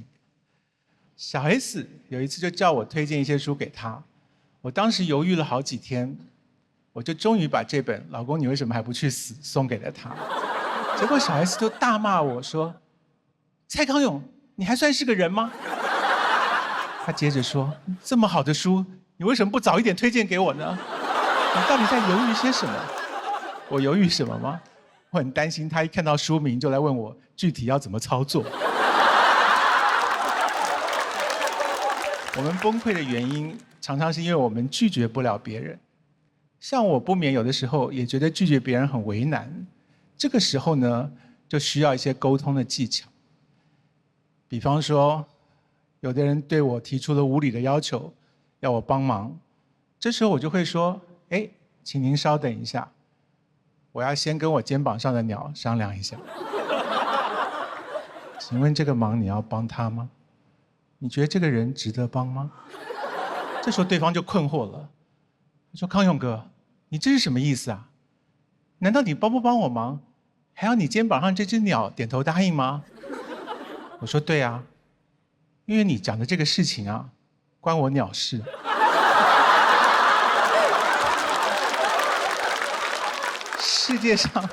世界上还有不少人是可以把我们逼到崩溃、快要发疯，可是我们又不能够拒绝他们。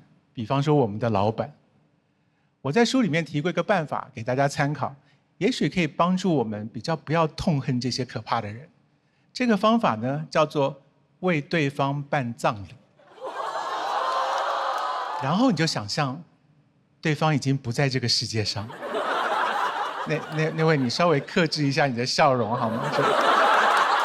好，既然他已经不在这个世界上了，当然就会有个葬礼嘛，对吧？然后呢，我们受邀到这个葬礼上，去为这个人讲一段话。当你在想着你到底要讲什么的时候，你忽然就会发现，对方没有那么可恨了。你想着，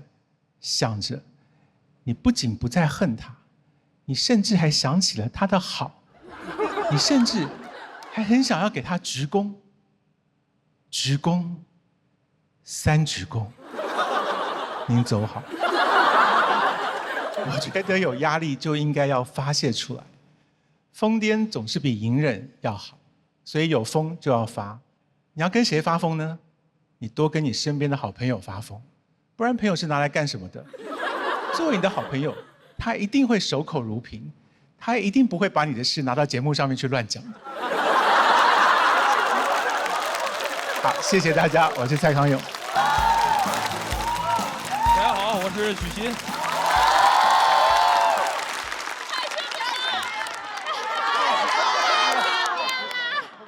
等一会儿再说啊。非常开心呢，作为奥运冠军参加这么小型的赛事啊。真的没想到接档奥运会比赛的啊，是你们这个。哎呀，不过你们这比赛啊确实好，没有几十亿的观众啊，也没有10几亿的支持者，比的也很轻松啊，看的人呢也不紧张，是不是啊？而且比到现在呢，冠军是谁也挺明确的了。我现在就敢半场开香槟，这个冠军肯定是中国人。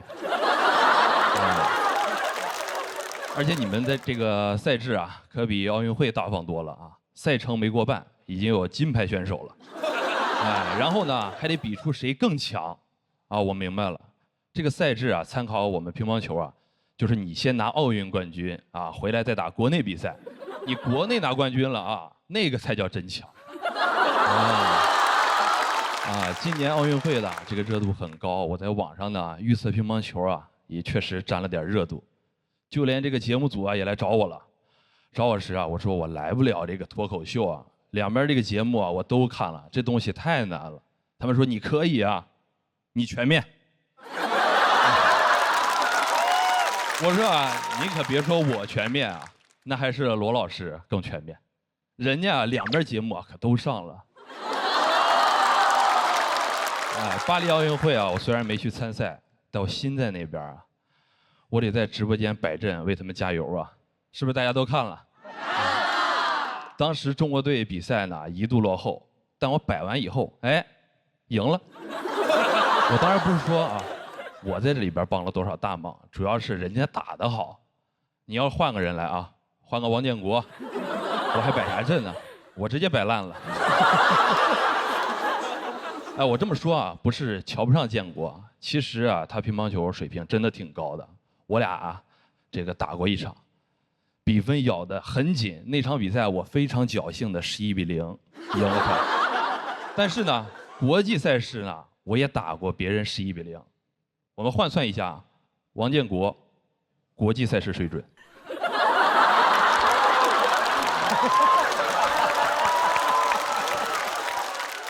相比其他乒乓球选手呢，我确实是这个挺能整活的啊。所以呢，没少挨教练骂。网上都说军书12卷，卷卷有我名。大家都看过教练怎么骂我的吧？说我除了世界第一，啥也不是。你们听听，这骂的多难听。他骂我呢，我都不敢吱声，生怕一张嘴啊，我都笑出来了。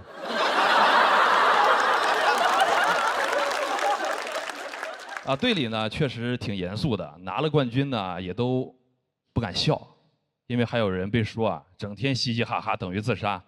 你这样哪能留你啊？哎，要是我说啊，这儿就能留我。在这个节目啊，不嘻嘻哈哈才等于自杀。有人呢说我打球风格很抽象，经常打着打着啊，人就跑到这个3米以外了。大家看比赛很疑惑，说画面里啊就一个人打，是不是这个才叫单打？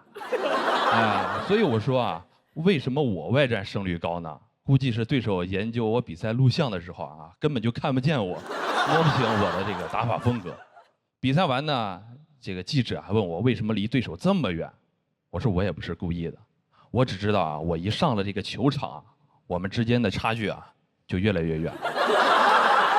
有很多球迷朋友啊说希望我回归这个奥运赛场，说30岁啊正是拼搏的年纪，但对我来说啊现在挺圆满了，世界冠军有了，奥运冠军也有了，可以把这个机会啊留给年轻人了，要不然一个冠军都没拿就坐那儿指指点点的，那合适吗？对吧？王建国、杨丽啊。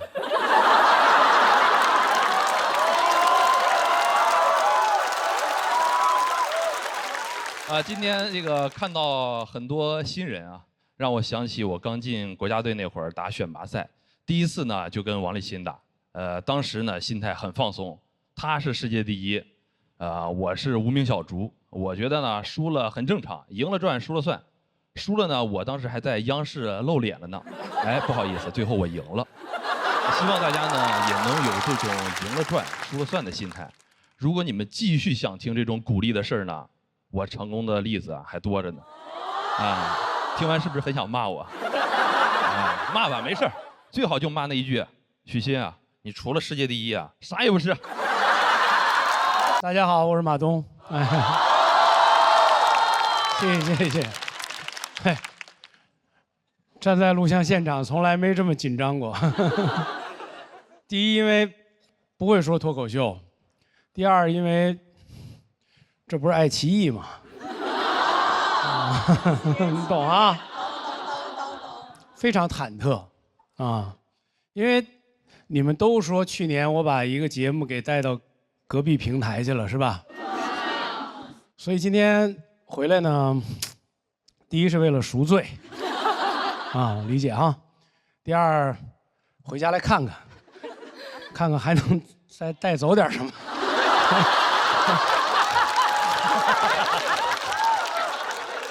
说实话很想念，真的。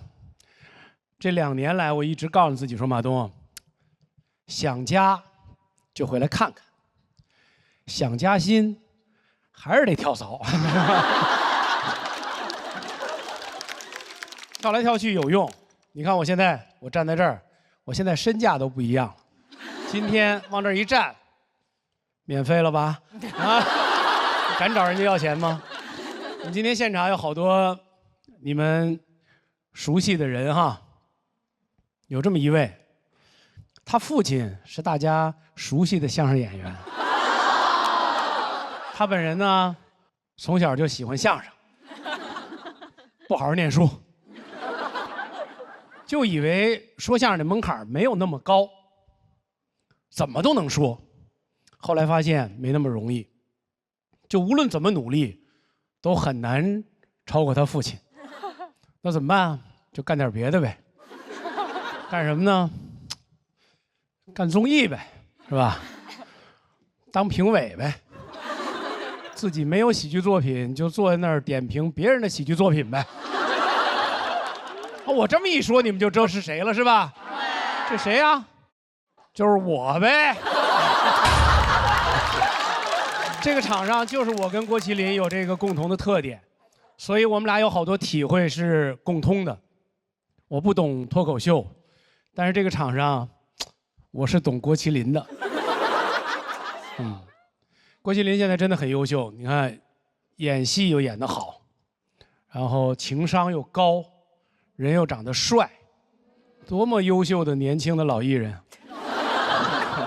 我觉得所有的演员都应该向郭麒麟学习。所有的喜剧演员都应该向郭麒麟学习，甚至所有从事笑的艺术的工作者都应该向郭麒麟学习。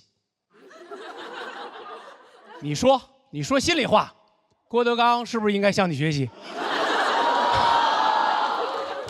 原生家庭的痛我们都有。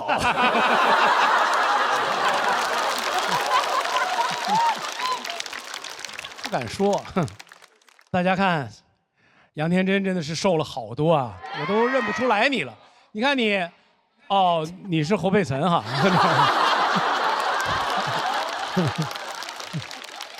佩岑姐姐，我们是好朋友，今年特别棒，在浪姐那儿留下了好多高情商的名场面，我印象特深。她见着管乐的父母，一张嘴就是妈咪、爸爸，你们生了一个天使。你听听人家这情商。我不瞒你说，上一场我借了他一充电宝，他也说我是天使。我觉得照这样下去，世界上只剩下一种人了，就是没有见过侯佩岑的人，因为只要见着他的，当场都成了天使。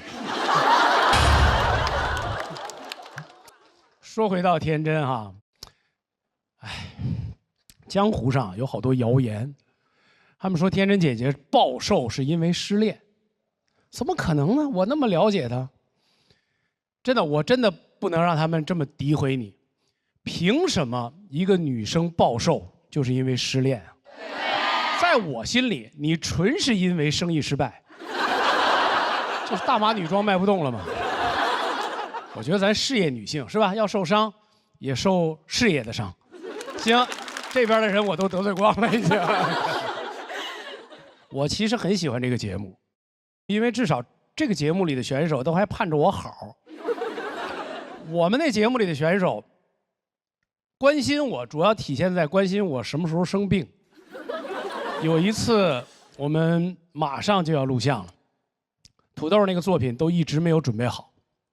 录像前一天，我被隔离带走了。土豆得知以后啊，仰天大笑啊，哈哈哈哈的。吕岩说：“你笑什么呀？咱们明天就开演了。”土豆说：“这哪是明天开演，这个老登被带走了，这是老天开演。”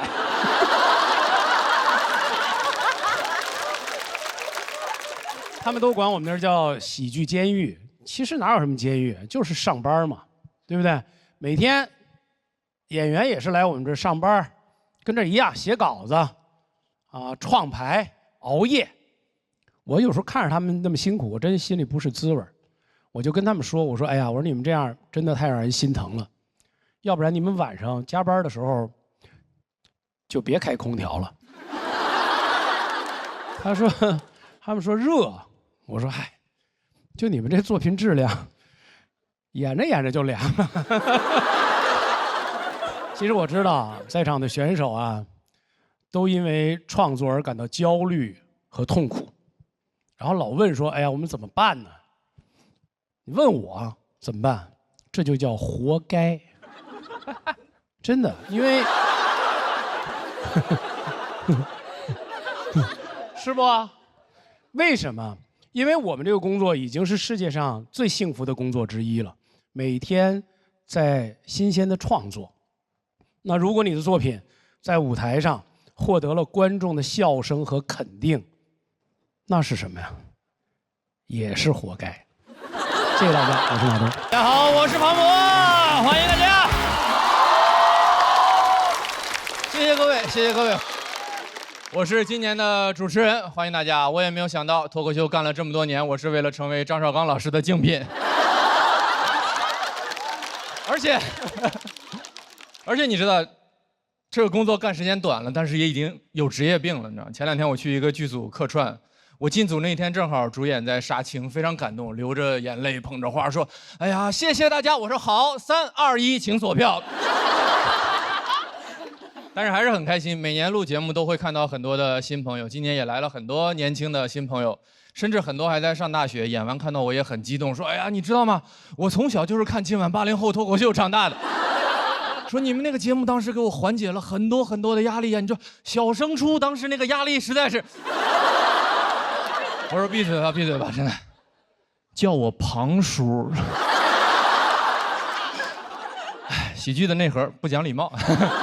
一会儿你们看吧，几乎每个长得比我还像80后。但是每次看到这些年轻的朋友，我都会想到前段时间有一个采访啊，挺有意思的。他来问我的第一个问题是：你觉得到底什么样的人最后会成为脱口秀演员？我想了很长时间，我觉得脱口秀演员都是一群经常会觉得这个世界有点奇怪的人。我举个例子啊，有一种水果叫猕猴桃啊，也叫奇异果。这个它的英文大家都知道对吧？叫爱奇艺国际版。哎，对，这个灯就是这样用的，谢谢佩森姐姐啊。它英文大家都知道吧？叫 kiwi 是吧？我们都生活在上海，这么冷门的英文我们也要假装知道，好不好？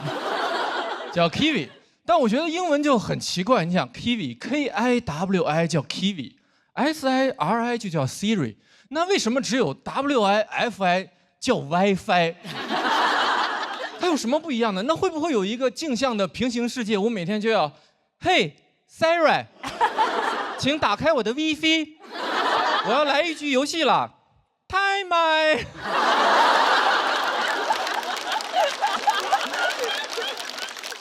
然后那个记者问我的第二个问题是，很多人都说脱口秀是冒犯的艺术，你怎么看待这句话？我也觉得很奇怪，似乎世界上所有的艺术表演里面，只有脱口秀是冒犯的艺术，好像他们其他人都不得罪别人，很神奇。你不会看着看着跳舞，突然间就急眼了，说就你能把脚抬到这儿，对吧？你看听着音乐剧，突然就站起来了，你们就不能好好说话吗？更重要的一点是，如果你要冒犯别人，首先你要有力量，对吧？但我觉得笑其实是一件很没有力量的事情。如果笑很有力量，我们在历史上就应该看到很多笑的故事，而不是战争的故事，对吧？《三国演义》就应该是诸葛亮3笑周瑜，诸葛亮笑死王朗，我从未见过如此开不起玩笑之人。王朗说：“完了，今天是要笑不活了。”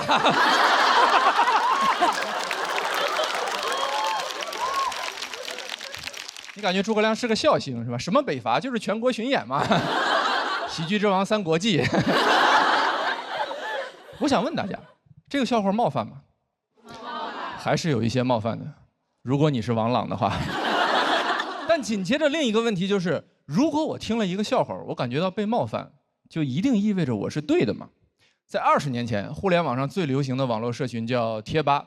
当时每个学校都有自己的贴吧，非常火，都在上面讨论自己的事情。我们学校保定一中叫保定一中吧，北京当时有一所学校叫北京市第3体校，也理所应当拥有自己的贴吧，叫3体吧。后来的事情你们就可以想象了，是吧？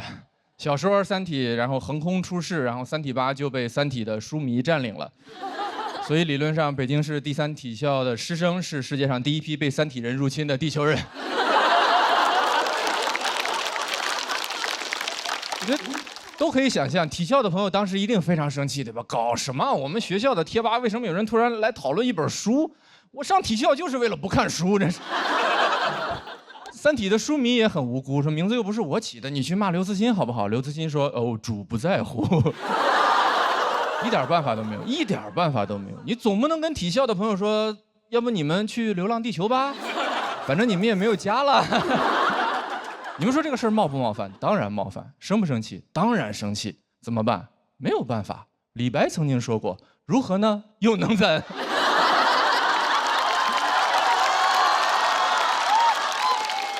所以我觉得，不如笑一笑，不妨就笑一笑，对吧？我甚至建议体校的朋友和3体的书迷，咱们一起去弱智吧。我觉得弱智吧的吧友肯定不在乎，肯定会很欢迎我们。他还会问体校的朋友：“哎，你们为什么不快乐呢 ？happy 起来啊！你们不是黑皮体育生吗？”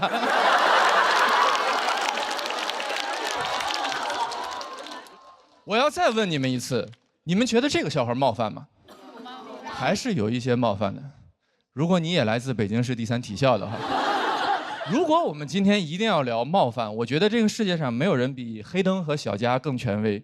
我没有做过严格的统计，但我觉得他们很有可能应该是世界上冒犯残疾人次数最多的2个残疾人。但是我们都很喜欢他们，对不对？我们都很喜欢他们的演出，我们也很喜欢他们的段子。他们去年发起了一场演出，叫《地狱笑话秀》。就是大家一起来互相吐槽、开开玩笑，同时测试一下我们这个行业的道德底线到底在哪里。怎么说呢？如果你们根本不认识黑灯跟小佳这2个人的话，这整场演出几乎就是教科书一般的霸凌。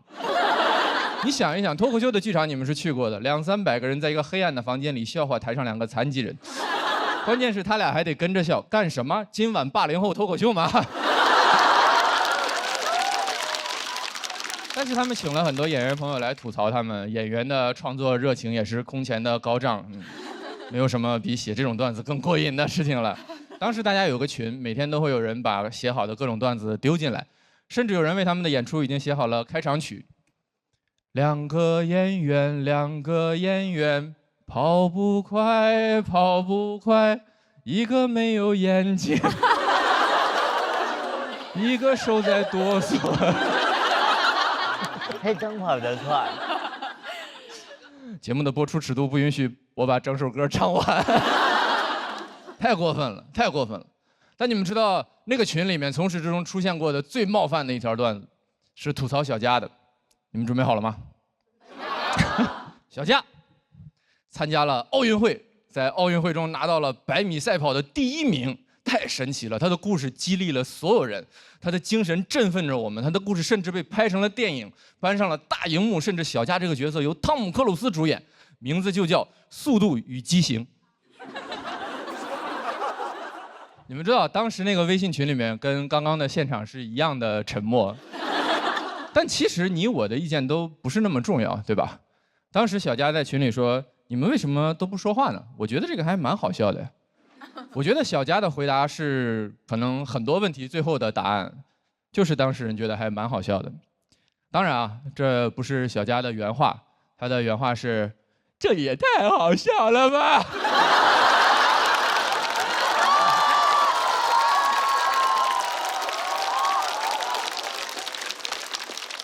谢谢你们啊，你们笑了，你们鼓掌了，我就不是这个房间里面唯一一个冒犯残疾人的变态了。我也非常喜欢你们的样子啊！哇，北京市第3体校，哇，太惨了，我要笑一笑。我是小佳的朋友，但这个模仿真的很好笑。观众真的太可爱了。但我最后问你们一遍，这个笑话冒犯吗？还是有一些冒犯的。如果没有人笑的话，对吧？所以不如就笑一笑，对吧？我觉得这就是可能这个世界上为什么要有笑话这个东西，这也是世界上为什么有人要讲笑话这件事情。对我来说，脱口秀演员就是这个世界上最好玩的工作。我希望这个工作我能一直干下去，我希望我们的朋友都能一直做下去。我甚至希望我这个工作能干到80岁。我甚至已经想好了我的告别演出的名字，它必须发生在我80岁之后，因为它就叫今晚80后脱口秀。谢谢大家。谢谢大家，谢谢大家。大家好，我是翟阳，年有新鲜。哎呦，给各位分享一个我平时最爱看的那个科技发布会，朋友们，就是每年的那个315晚会，你知道吗？啊，315晚会在我心里是真正的黑科技发布会，黑心棉、黑心肉啊！你知道普通的那种科技发布会已经给不了我惊喜了。你知道手机里每次什么多个摄像头啊，车里多个冰箱没有意思，但你告诉我穿的内裤里有毒。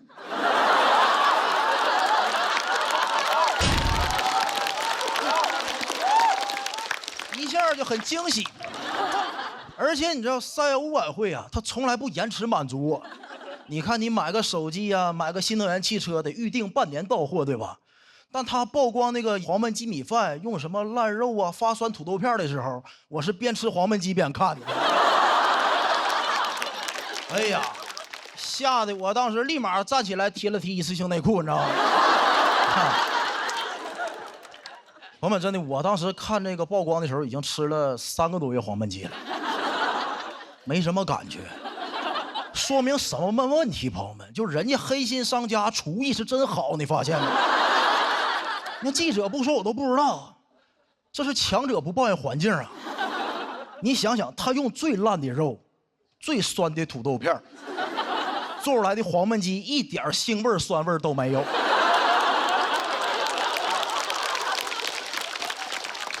西湖醋鱼啊！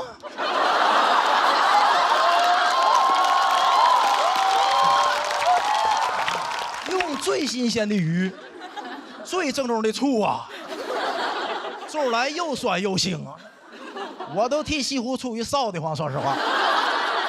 朋友们，你看《舌尖上中国》是中间停更7年了，315晚会可年年都有食品安全问题，我感觉得做一个《舌尖上315》了，就告诉那帮大厨，高端的厨艺往往只需要采用最肮脏的食材，你知道吗？朋友们，很多人提到食品安全，是不是会脑袋蹦来3个字儿：预制菜？我喜欢预制菜，我是急性子。哇，现在菜上的是真快，很多商家那个为了证明它快，给你放个沙漏，对不对？我前2天去吃那个现烤活鱼，朋友们，那个烤鱼上的快到什么程度？比沙漏上的都快。刚点下单，鱼就端上来了，服务员感觉不对劲儿，才把沙漏拿上来。我点了3个菜：现烤活鱼、现烤羊排、现炒小龙虾。上的最慢的是可乐。哎呀，我第2天中午去吃的麦当劳，他怎么好意思管自己叫快餐呢？我足足等了4分半呢。这要吃烤鱼，我都到厕所了，我跟你讲。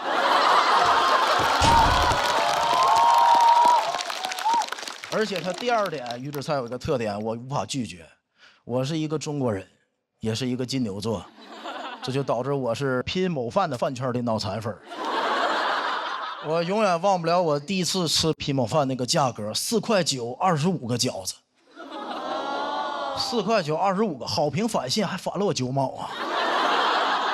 如果到店自取还能便宜1块钱，但我放弃了，因为共享单车要1块5，你知道吗？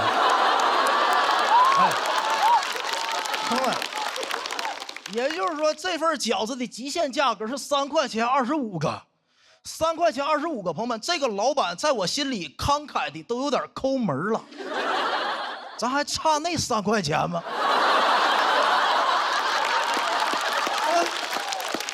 白给我交个朋友不就完了吗？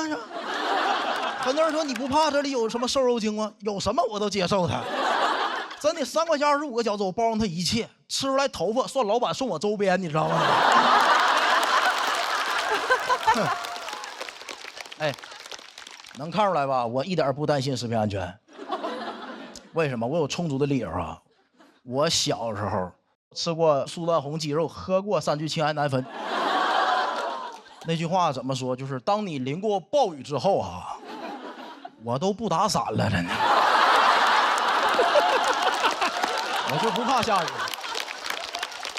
说实话，看见今年315曝光那个什么虾仁保水剂放多了，看的时候有点失望啊。那也不够劲儿啊，这玩意儿。那你看保水剂，它起码还算食品添加剂，让放。3聚氰胺苏丹红危险化工用品。苏丹红是做有机染料染色的，3聚氰胺是做装修板材用的。我这身体已经练出来了。就这么说，明天末日来了，我啃墙皮喝机油我都能活下去。你知道朋友们，苏丹红是代谢不了的吗？在我体内都20多年了，我现在体内苏丹红都立了个牌子，我在翟佳宁血液里很想你，你知道吗？哎呀妈，等了20多年了，等来个保水剂，保水剂副作用是什么？骨质疏松，废物。根本看不起他。包括去年曝光那个什么大爷大妈做酸菜时候用脚踩，他那脚都敢吃，我跟你讲。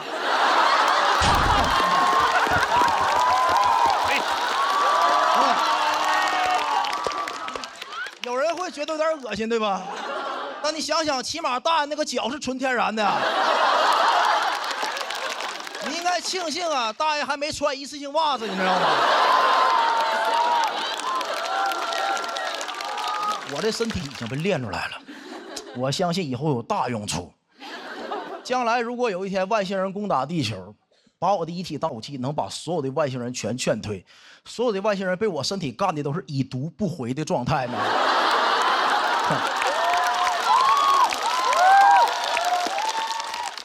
到时候啊，外星人把我的身体遗体拿走去研究，什么玩意儿这么厉害啊？化验我的身体里，哇，有这个苏丹红抗体、保水剂抗体、3聚氰胺抗体，哇，难怪这么厉害，这是个真三体人呐，这是个。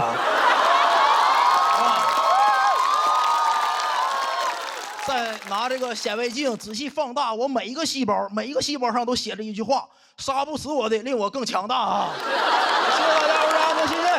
Hello， 大家好，我叫李卓妍啊。其实翟佳宁跟谁 PK 都有点像在欺负人了，但除了我，因为大家说我是唯一一个看上去比翟佳宁更狠的人。我跟他 PK 算是以暴制暴。但其实我是一个很温柔的人了，但是我确实从小就被狠人包围，特别是小时候学校那些小混混觉得我长得太拽了，会来堵我，很无辜啊，长相是天生的，有人一出生就在罗马，我一出生就在罗马斗兽场。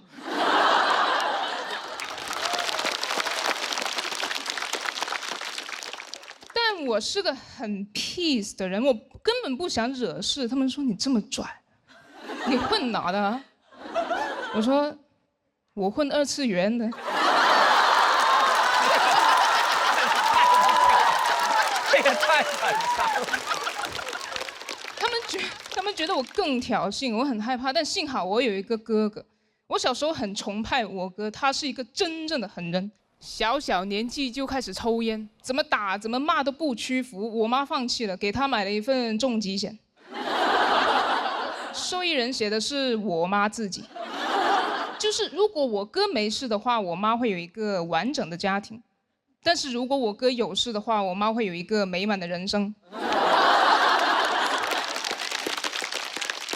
母凭子贵吧。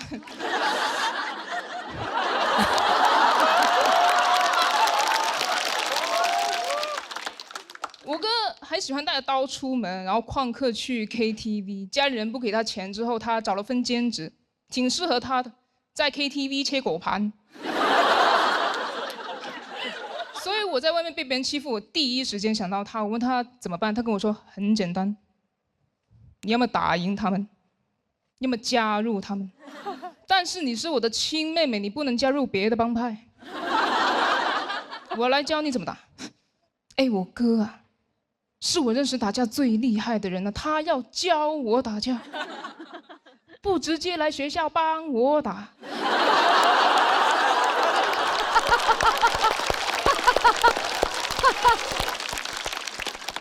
我说哥怎么了？你要上课吗？还？他说你不懂，我不方便亲自出手，你无法想象我经历了什么才走到现在这个地位的。我都不知道在外面是兄弟多还是仇家多。我说在外面应该是警察多吧。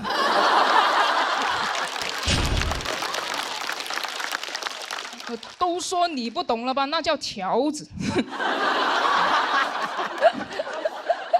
其实我有怀疑过，我哥应该没有他自己说的那么血雨腥风，他可能只是跟风叛逆而已。因为当时很流行一个电影叫做《古惑仔》，我哥在学校组了个帮派，7个人结拜，有6个都说自己是陈浩南。就《古惑仔》有一句很经典的台词，就是铜锣湾只能有1个浩南。我哥学校6个。我问他那还有一个是谁？他说是教父。我说不是同一个体系的吧？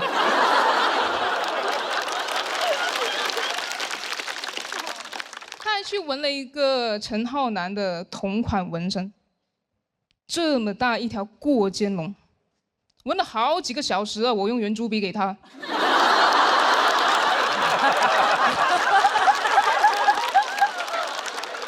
他还不敢在家里纹，大夏天中午拉着我上楼顶。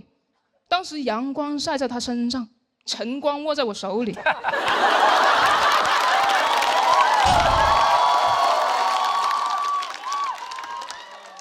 的2个人都不耐烦，他一直催我好了没呀，好了没呀？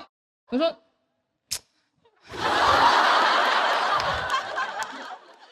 不太确定他是不是真的很会打，但肯定是不太会教哈，因为他采用的教学方式居然是实战训练。老大哥亲自跟我打，哎呦，毫无保留啊！毕生所学全使在我身上。我哥没把我当外人，也没把我当人。训练频率也是看我哥心情哈，一般是2天1练，啊，如果他心情不好就1天2练，蛮有趣的。其实因为他会放着音乐来打嘛，就我很容易能掌握他出招的节奏，就是那首歌一到重音他就会出拳，我按节奏躲就行了，跟玩劲舞团一样的。但是我这辈子最讨厌的一首歌，就是《霍元甲》。这首歌重音太多了，太密集了。嚯，半个8拍出了8拳。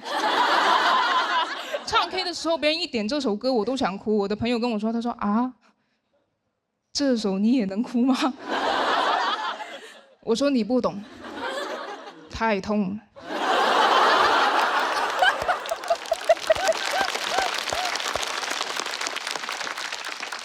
后来我离开家了嘛，上大学，我哥留在家学吉他，因为他看到摇滚歌手在演唱会上砸吉他，他觉得太帅了。学了一段时间之后，发现自己不喜欢弹，就喜欢砸，喜欢的是打击乐。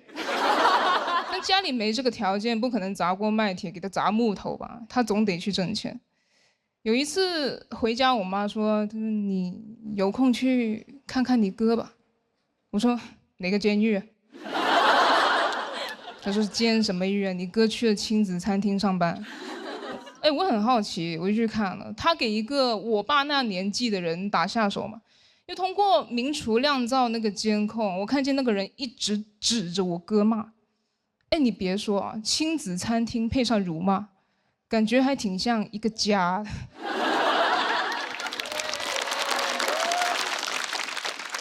不同的是，以前我哥肯定会顶嘴甚至还手，但现在他只是一直在和面，不停和。嚯！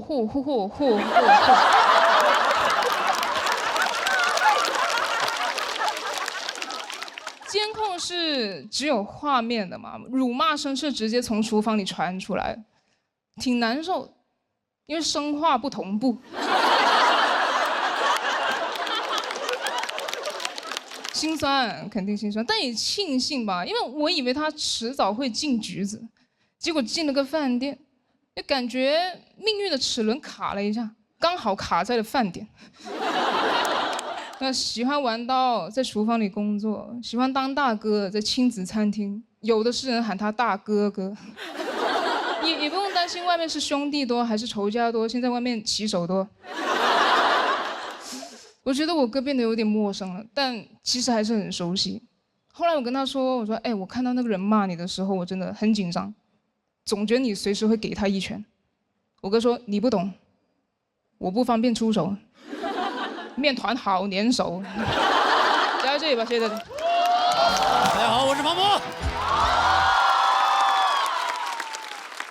不要紧张，好吧？不要紧张。好久不见。我站在爱奇艺这个台上，我其实现在感觉很奇妙，就像是从南极来到了北极一样。环境没有任何变化，只是周围没有一个我的企鹅朋友。哎呦呦，太硬了，太硬了。还好有我的老朋友在，是吧？宇宙老字号京都念慈庵，谢谢，感谢念慈庵啊！很久没有讲过这种带商务的脱口秀了，真的，我感觉一切都回来了。有了京都念慈庵，轻舟已过万重山。哎呀，你们也知道是吧？就是去年 gap 了1年，而我是那种特别需要稳定的生活能带给我那种安全感的人。你知道去年我甚至重新注册了好几个那种求职网站的会员，我就想看一看，哎，会不会有哪个文工团正好在招聘一名幽默帅哥呢？是吧？而且我从小就这样，你知道小学的时候寒假30天，然后寒假作业有60页，我就会进行一个严格的规划。我每天要写2页，不能多也不能少。我同桌看到之后就非常的震惊，说你有病吧？我说咋的？难道你一天写60页？我们根本就没有写呀。但是我就是特别需要这个规划在我这里，甚至我只有初1、初2、初3这3天是休息的。大年30我都要写完作业再吃年夜饭。我爸妈看到之后都说：“孩子，你这个调休好不合理呀。”而且就是讲脱口秀之后，我这一点的感受变得尤为的强烈。你也知道我的那些脱口秀演员朋友们啊，每天过着一种什么样的生活是吧？红尘作伴，潇潇洒洒，从来不为明天担忧，因为今天很有可能就是生命中的最后一天。我每次看着这些朋友，我时常就觉得他们好像就是草原上自由奔驰的骏马，只有我是沉迷拉磨的驴。我们一样讲着笑话是吧？但是驴唇不对马嘴。我平时跑步，他们都说我跑的是驴拉松。而我们这种驴系男孩呢，我们这种驴系男孩最害怕的跟打印机是一样的，就是突然之间没墨了。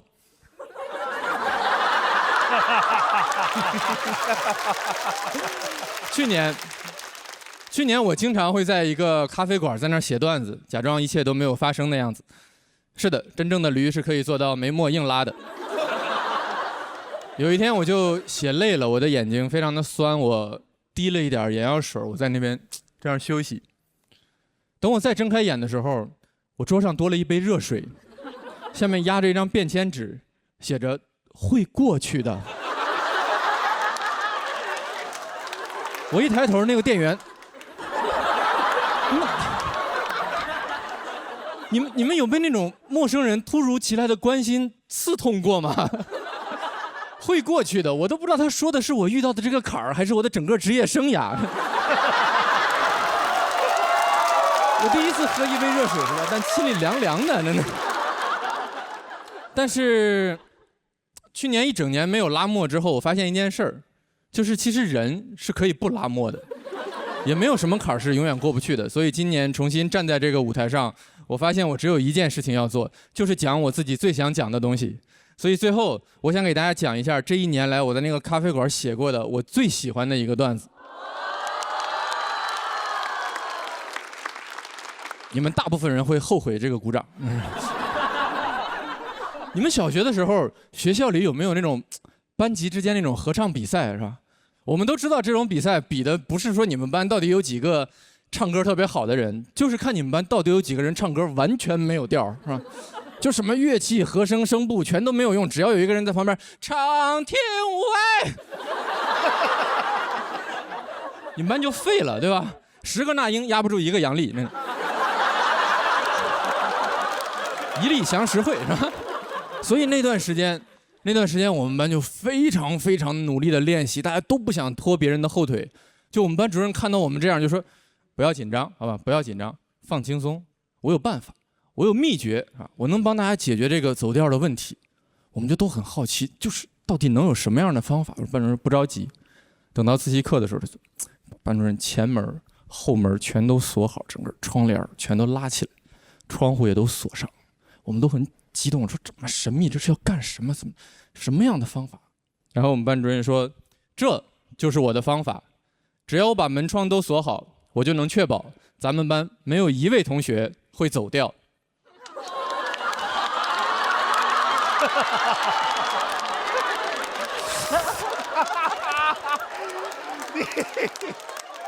这个就是我过去1年最喜欢的段子，很高兴和大家重新认识一下，我是庞博。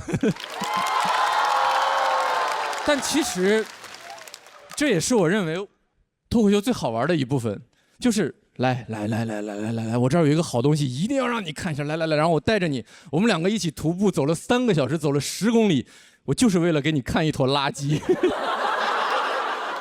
好在你也不会生气，因为整段路程我都是陪着你一起走完的，没关系，会过去的。谢谢大家。大家好，我是庞博。好，谢谢啊，谢谢。别人笑我太疯癫，我不太理解为什么要我讲这个话题，是吧？我几乎是全行业最温顺的演员了吧？是吧？我更不理解的是，为什么付航不在这个话题？付航，你不讲疯癫，你疯了吗？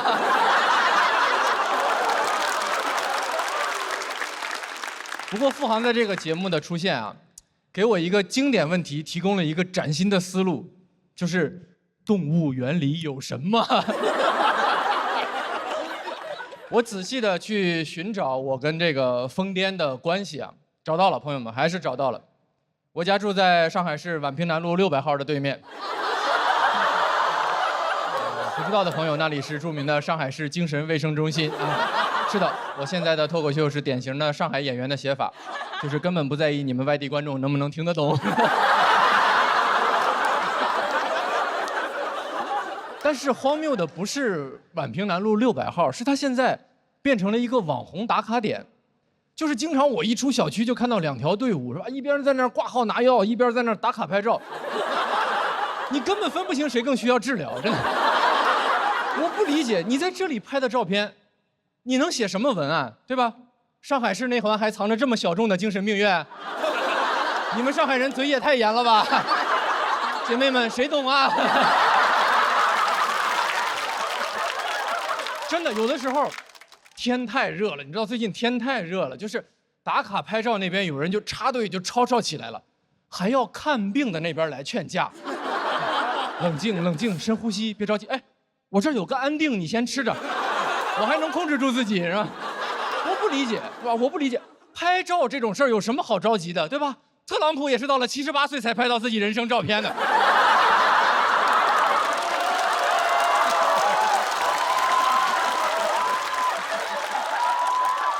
但我有一个发现，我发现，一个人，他离社交媒体越近，他离正常人类就越远，因为社交媒体上能看到你的人实在是太多了，没有人能够承受这种量级的关注。你想，你发出去一条动态，理论上所有人都能看得到，所有人，你的前任易烊千玺，你的现任徐志胜，是吧？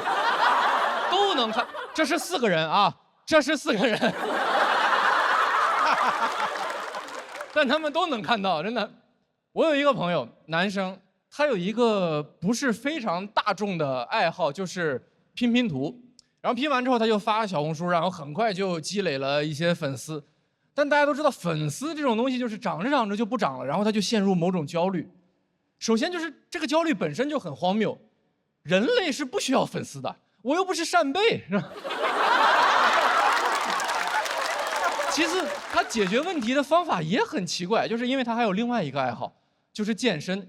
他身材很好，所以他现在就是每天穿个小白背心在那儿拼拼图。你知道他那个账号画风就很奇怪，每天都是呀这一块放哪儿呢？会不会是这一面呢？呀怎么哪儿都放不进啊？难道是左边？算了，先放一边吧。哎呀，呆住了！哎呀，哎，以后咱直接就在这儿拼吧，真的。好奇怪，真的好奇怪，好端端的一个朋友，突然就变成椰树直播间的主播了。他还跟我说：“哎，你看我自媒体做的不容易，帮我点关注。”我说：“不了吧，我对这个背心儿没有兴趣。”真的。他说：“我让你看拼图，我这儿的拼图都非常的厉害，确实很厉害。他有一幅全是天空图案的拼图，纯蓝色，非常难。我说这玩意儿怎么拼呀？他说我有办法。你看啊，所有拼图都是4周都是固定的，你从边上慢慢的往里拼就行。最重要的就是找到边儿。我说对，最重要的就是找到边儿，然后你就可以狠狠的擦它。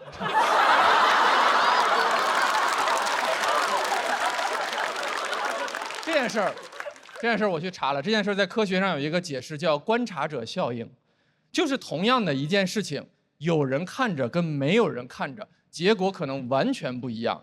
这个道理其实我们在生活中也都知道。小学老师就跟我说过，是吧？说上课呢，你在底下说什么呢？你说什么呢？你站起来，你当着全班同学面说。原本滔滔不绝的我，瞬间哑口无言。观察者效应最著名的实验就是薛定谔的猫，就是那个猫的命运如何，完全取决于有没有人在观察。我觉得薛定谔这个人是非常懂社交媒体的，因为这个理论翻译一下就是，不管你这个实验设计的有多巧妙，如果不发到网上，不被粉丝看到，就没有任何意义。薛定谔是吧？可能是人类最早的萌宠博主，主打的是开箱视频。但是我认为，就算薛定谔生在当下，他也做不好一个小红书博主。首先，个人简介怎么写是吧？啊，量子物理一个竖线，瑞士瘤子是吧？INFP 人。其次，我觉得他更不可能好好的推广科学，因为我们没有人是真的想看量子物理，我们其实只是喜欢3分钟看懂量子物理。薛定谔最后也只能怎样？他也只能发广告，发爱因斯坦的八卦，直播的时候讲爱因斯坦的八卦，而且在最关键的时刻开始带货。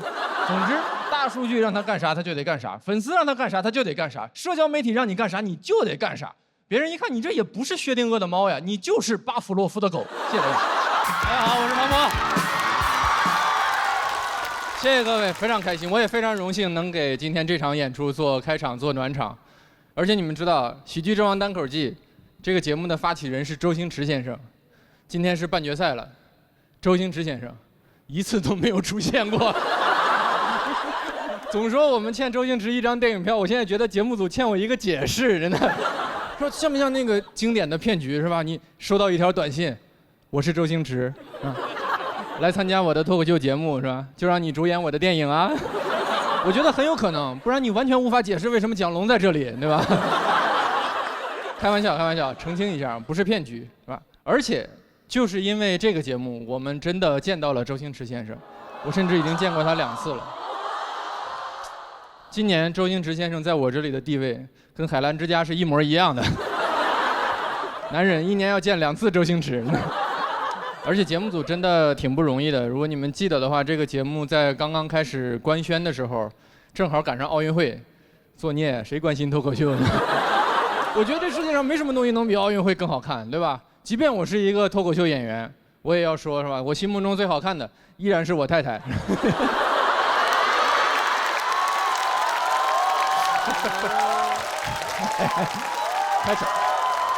开场就是可以胡来啊！第2是奥运会，对吧？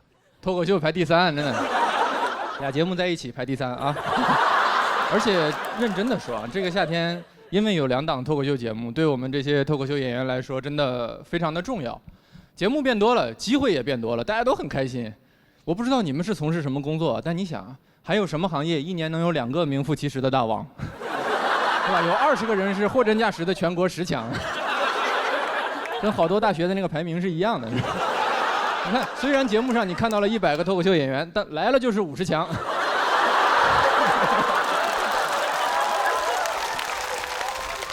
脱口秀今年正式迈入双一流的时代。我有时候都在想，你说如果最后2边的冠军恰好是1男1女，然后这2个人不知道为什么结婚生子，这个小孩会说的第1句话会不会是我父母双亡啊？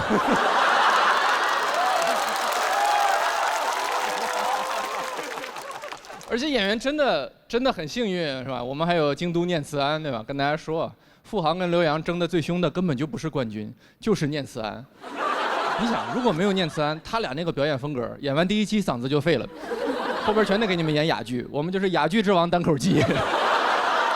这个夏天真正辛苦的只有各位观众，真的有观众在跟我说，哥，这个夏天3档喜剧节目，你们还有衍生节目。哥，我现在每周要看17个小时的喜剧，我好累啊！台上5分钟，台下17个小时，喜剧的内核是马拉松啊！每周看完，精神是放松了，身体垮了。你能想象吗？我现在每周最盼望的是周一。真的，聊到最后他已经神志都不清楚了，拍着大腿问我说：“你说说这个比赛对劲吗？啊，凭什么哈哈曹的票数没有黑灯高啊？”你说那个刘洋他怎么赢的广智啊？我跟你说，要不是袅袅没来，吕岩他们队根本就淘汰不了。我说咱都看成这样了，要不考虑停一边的会员呢？我有的时候真的在想啊，我们做什么？我们就是做节目嘛，服务大家，娱乐大众。那就不妨做的再极致一些，对吧？观众想看什么，我们就做什么嘛。而且我们都知道大家最想看的是什么，你干脆就每周2边各选出来一个最厉害的，然后他俩 PK 一下，多刺激，对吧？然后而且你不光能看到各种笑话段子，你还会看到很多就是人性的部分，就是那种排兵布阵，是吧？你想一边在那儿群策群力，然后团队协作，就改段子加笑点，然后派出最强的呼兰，然后这边大幕拉开，南瓜闪亮登场，呼兰哥你的外卖是吧？然后就走了，多精彩！付航躲在幕布后边，嘿嘿嘿，没想到吧？战术马楼赛马。马楼赛马。而且你也不用一周在这儿播17个小时，2小时就够了。我们就搞直播，对吧？每周5晚上就直播，然后你再请2个国外那种名不见经传但实力非常过硬的脱口秀演员，就是给我们所有人打的都不行了，只有王建国奄奄一息，是吧？我觉得到时候今年所有没有参加比赛的脱口秀演员都会出来发微博支援我们，是吧？就看不得这种场面，3巡国仔守国门。内蒙脱口秀演员杨蒙恩申请出战。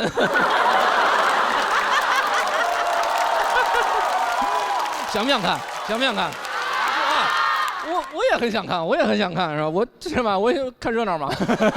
而且我已经把我这个 idea 都完全都整理好了，我准备卖给那个第三方的平台了啊。因为我觉得客观上来说，谁做都不合适嘛。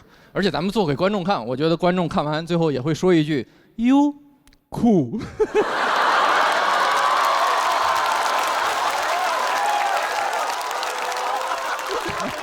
开玩笑，开玩笑，开玩笑，开玩笑！希望大家都开开心心的就好，希望演员们演得开心，也希望各位观众看得开心，就比什么都强。尤其是一会儿还要比赛的朋友们，加油！我们站好最后一班岗前的最后一班岗，好吧？加油！喜剧永远属于所有演员和观众，谢谢大家。hey, 大家好，我是周奇墨。哎，感谢大家啊！上来给后面的演员开个场，我要不开场我都不玩这个，谁玩这个？但是开场很难啊，所以我今天就尽力吧。开好了，对于后面的演员是个帮助啊；开得不好呢，就当对他们的一个历练吧啊。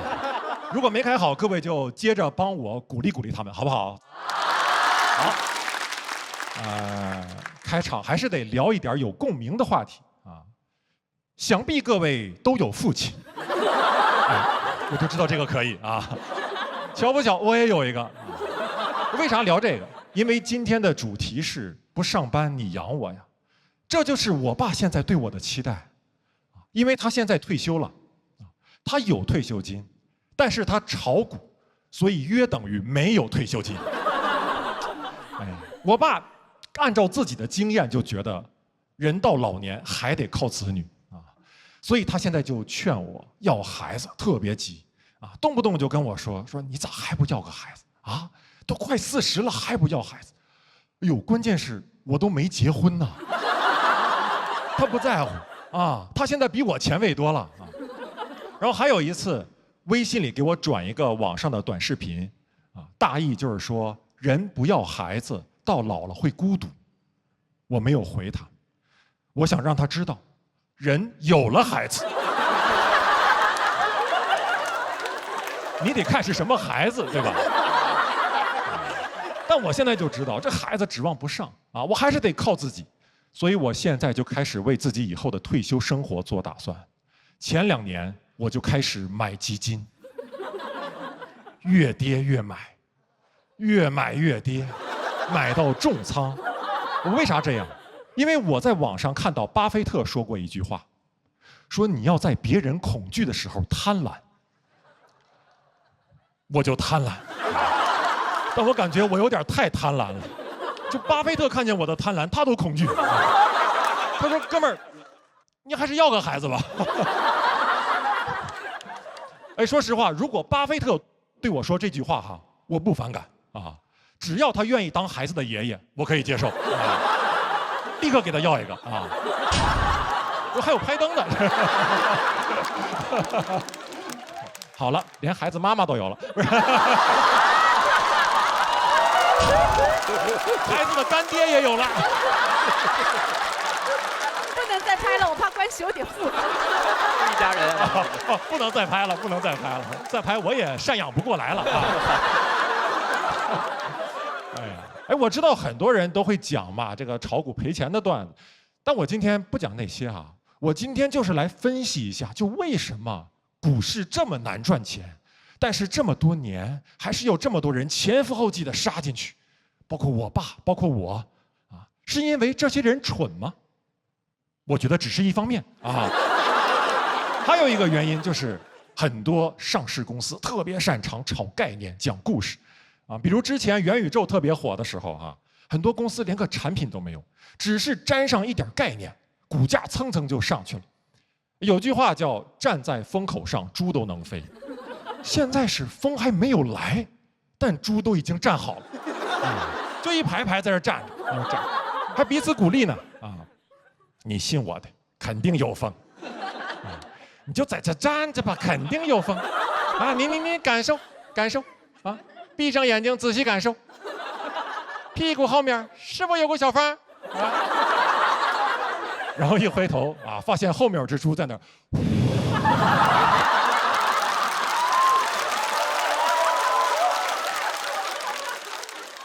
哎呀，后面的猪还在这说呢，哎呀，你们元宇宙不起飞，赶紧起开呀，挡着我了。啊、你谁？我谁？我人工智能啊！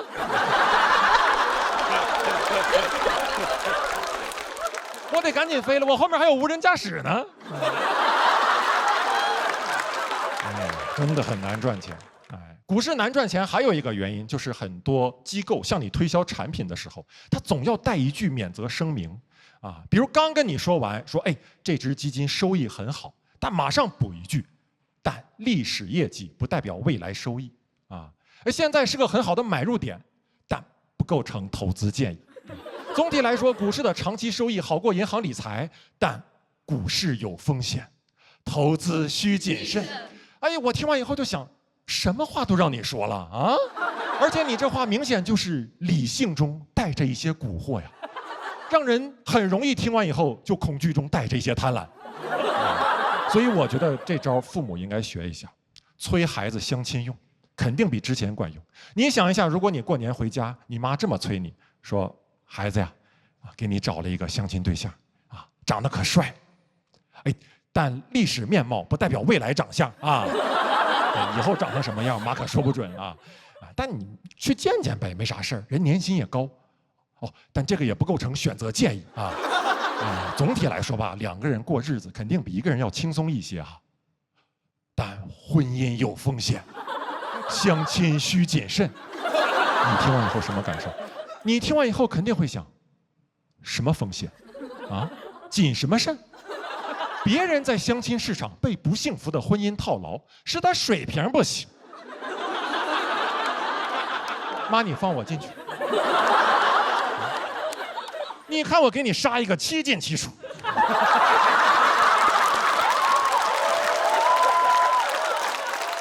你就等着看绿不绿就完了。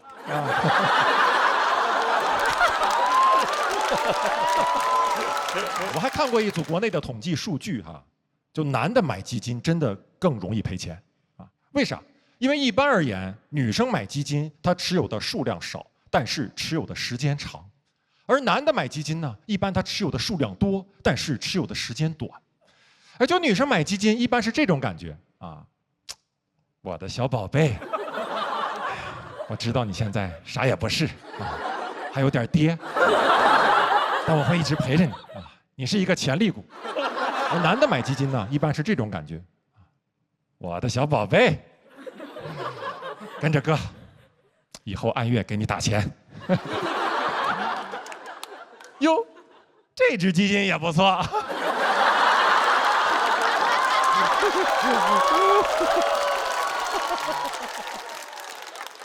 所以我觉得，女生可以多买一点基金，但这个不构成投资建议啊。要说有啥建议，就是投资真的没有那么靠谱，还是得找个班上啊，有一个持续稳定的现金流最重要。你看我现在为啥又来上节目啊，还要给人开场啊？一方面是出于对脱口秀的热爱，但不多啊。更重要的方面就是我得补仓了啊，因为我最近又看上一只基金啊，这小基金还真的挺不错。好，谢谢大家，谢谢你们。哎，大家好，我是周奇墨。今天呢，再给大家开个场啊。我们这场呢叫金牌赛，就是之前有5位拿过金牌的演员，这一场同台 PK， 拿了金牌还要比啊！哎，你们看节目组还是人吗？啊，我们这个赛制比奥运会还残酷。关键人家奥运会的金牌是真的呀，我们这个金牌塑料的。这5个人每天就是揣个塑料小盘过来啊，还挺得意。后来呢，我们就送他们一个外号，叫“塑料五子”。当然这么讲不太好听啊，后来就改叫“聚乙烯五子”。这5个人呢，散是满天星啊，聚是聚乙烯啊。总感觉他们自己的幽默不可降解。前一阵儿看奥运会啊，也启发了我。我觉得我们这个行业也应该向人家学习。比如像我这种老选手啊，已经有点讲不动了，也应该有一个退役的渠道。干嘛呢？可以当教练，我可以带新人啊。等下一季再有比赛的时候，我在下面，然后我带着徒弟在台上讲，啊，讲炸了，我在下面 yes。然后讲着冷了，我就赶紧叫个暂停，然后把他叫过来。你干嘛呢？啊，你现在情绪不够顶啊！平时白带你看那么多付航老师的视频了。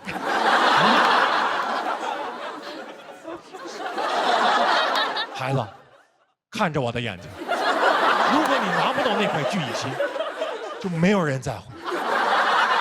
Give me some passion。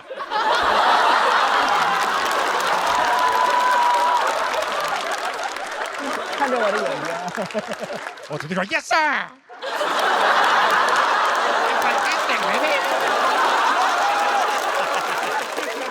不丢人啊，不丢人！为了开场不丢人啊，不丢人啊！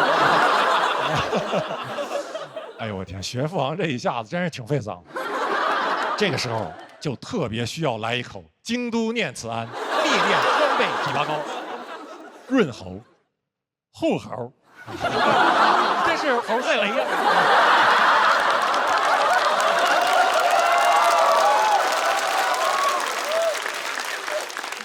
最近呢，我还总想到08年那个时候呀，我还在上大学。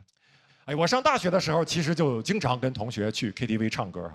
那个时候我就观察到一个现象，就好像我们很多人在里面唱歌的时候，都不是按照自己的方式去唱那首歌的，都是在模仿原唱，啊，包括平翘舌呀、停顿啊、重音啊。你比如点一首周杰伦的《爱在西元前》，所有人都是这么唱的啊。我给你的爱写在西元前，什么让你死掉你也不要。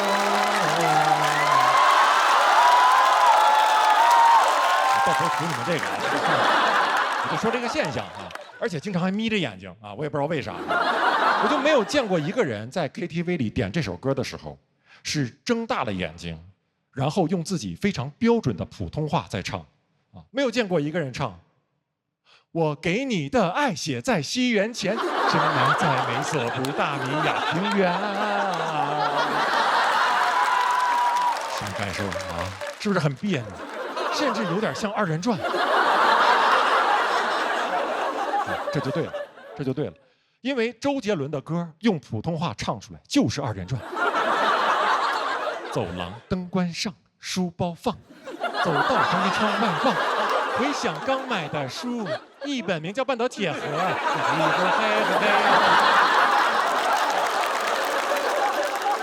上大学的时候有意思的事儿很多啊。那个时候寝室的几个同学经常还聚在走廊里哈聊天，有的时候抽烟，然后他们抽烟都好帅啊，他们抽烟都是，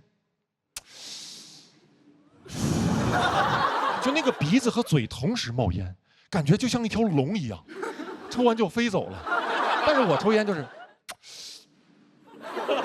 他们说你烟呢？我说烟了。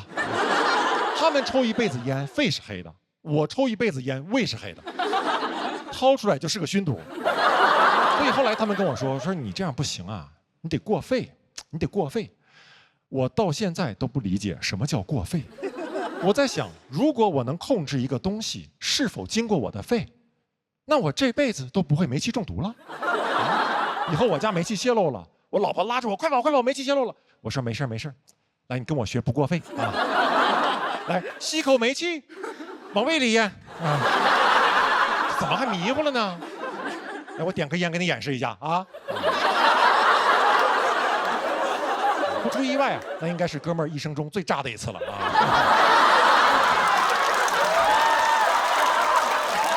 开玩笑开玩笑，今天呢，我只是个开场，主角还是他们巨蜥无子。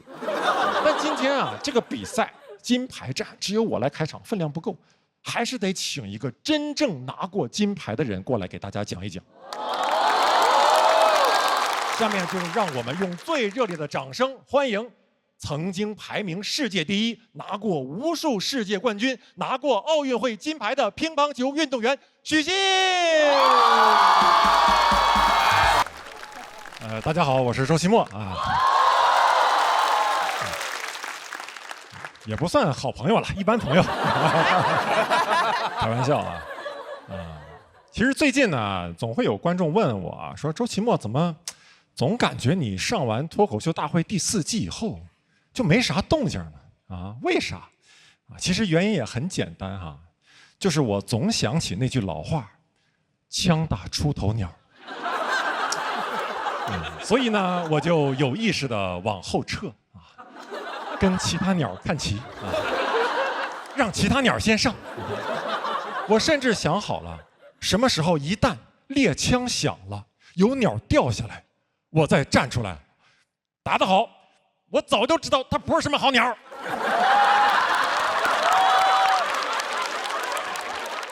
然后再往后撤啊。但现在我感觉后撤的步子迈的有点大了。你像我去年1年啊，基本没有什么演出。然后我们这行是这样的，如果你没有演出的话，就没有演出费。你说奇怪不奇怪？啊，这还有天理吗？这2年我的生活也有了很大的变化，比如我现在就搬到上海来了。啊，然后呢，也就开始喝咖啡了。说实话，没有那么愿意喝，但是我听说在上海，如果你不喝咖啡的话，不给你办那个积分落户啊，好像是1000杯顶10分是吧？我不管哈，我就哐哐喝啊。我家楼下呀就有一家连锁的咖啡店啊，我没事就过去点一杯。它现在有个点单系统很有意思。就如果你在手机上点单，并且支付完成以后，他会给你发过来一个成语啊，比如说好事成双。然后你到了门店，到了柜台前，你啥也不用干，你就对着店员说好事成双，他就把你的咖啡给你。我觉得这个系统很巧妙，但是呢也有漏洞。其实我一天可以去他们家的很多店，随便说一个成语试试。完全可以啊！随便走进一家店，你好，不劳而获。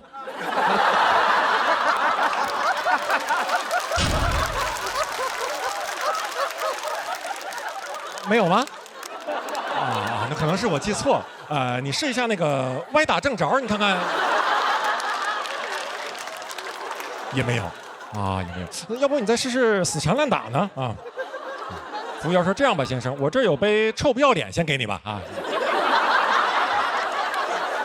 我到了上海以后，我爸也过来看过我啊。他从东北那个小城市过来，对于上海这种大都市的文明啊，他非常不适应啊。我们整栋楼所有的快递平时都是放在1楼大堂，我爸第一次看见就愣住了啊，他就问我：“快递就这么放着？”我说：“啊，随便拿。”我说也不是随便拿，得拿你自己的呀，而且那面还有摄像头。我爸说啊，摄像头，摄像头倒不是问题，摄像头。您先上去吧，我还有点事儿啊，我还有。当然，我爸这个事儿不是去偷拿人家快递啊，他是出去给我买菜。我爸一到上海就开始给我做东北菜，第一道排骨炖豆角。哇！我在上海这么长时间，我能吃到一口地道的东北菜，那个感觉非常复杂。就那一口下去，我就感觉我的小学、我的中学、我的前半生啊，都在我脑海中闪回啊，就跟那种濒死体验一样啊。就那个时候我才意识到，豆角没熟。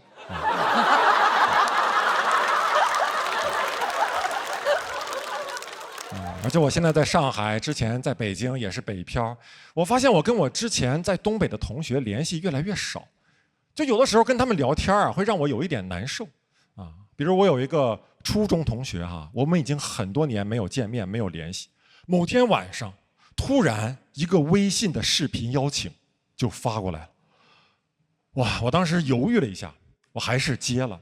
接起来之后，就是一个前置摄像头的画面啊，一张大脸，已经有点秃顶了啊。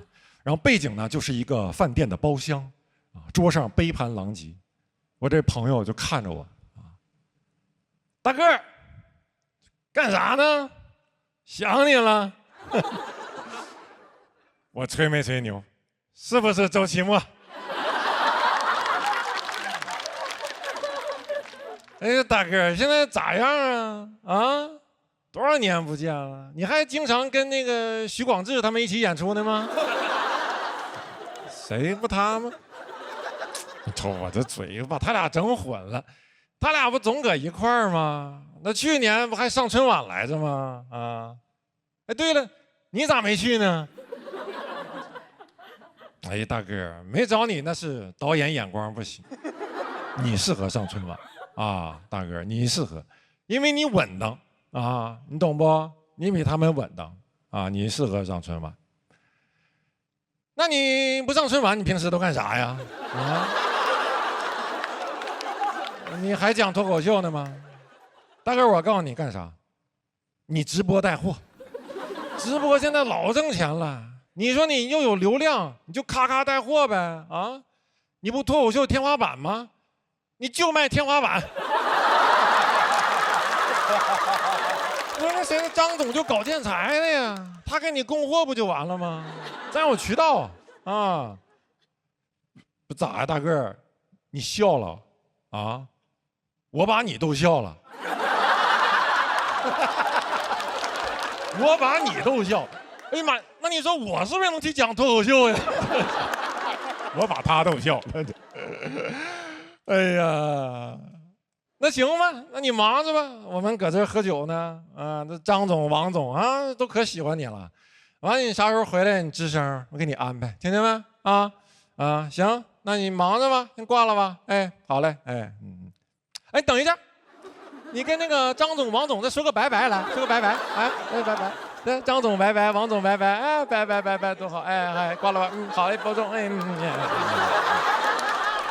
我当时挂了那个电话呀，我就坐那儿缓，就缓了半天，我就难受啊，我就想，我这么稳当，为啥春晚不找我呢？好，谢谢大家，谢谢你们。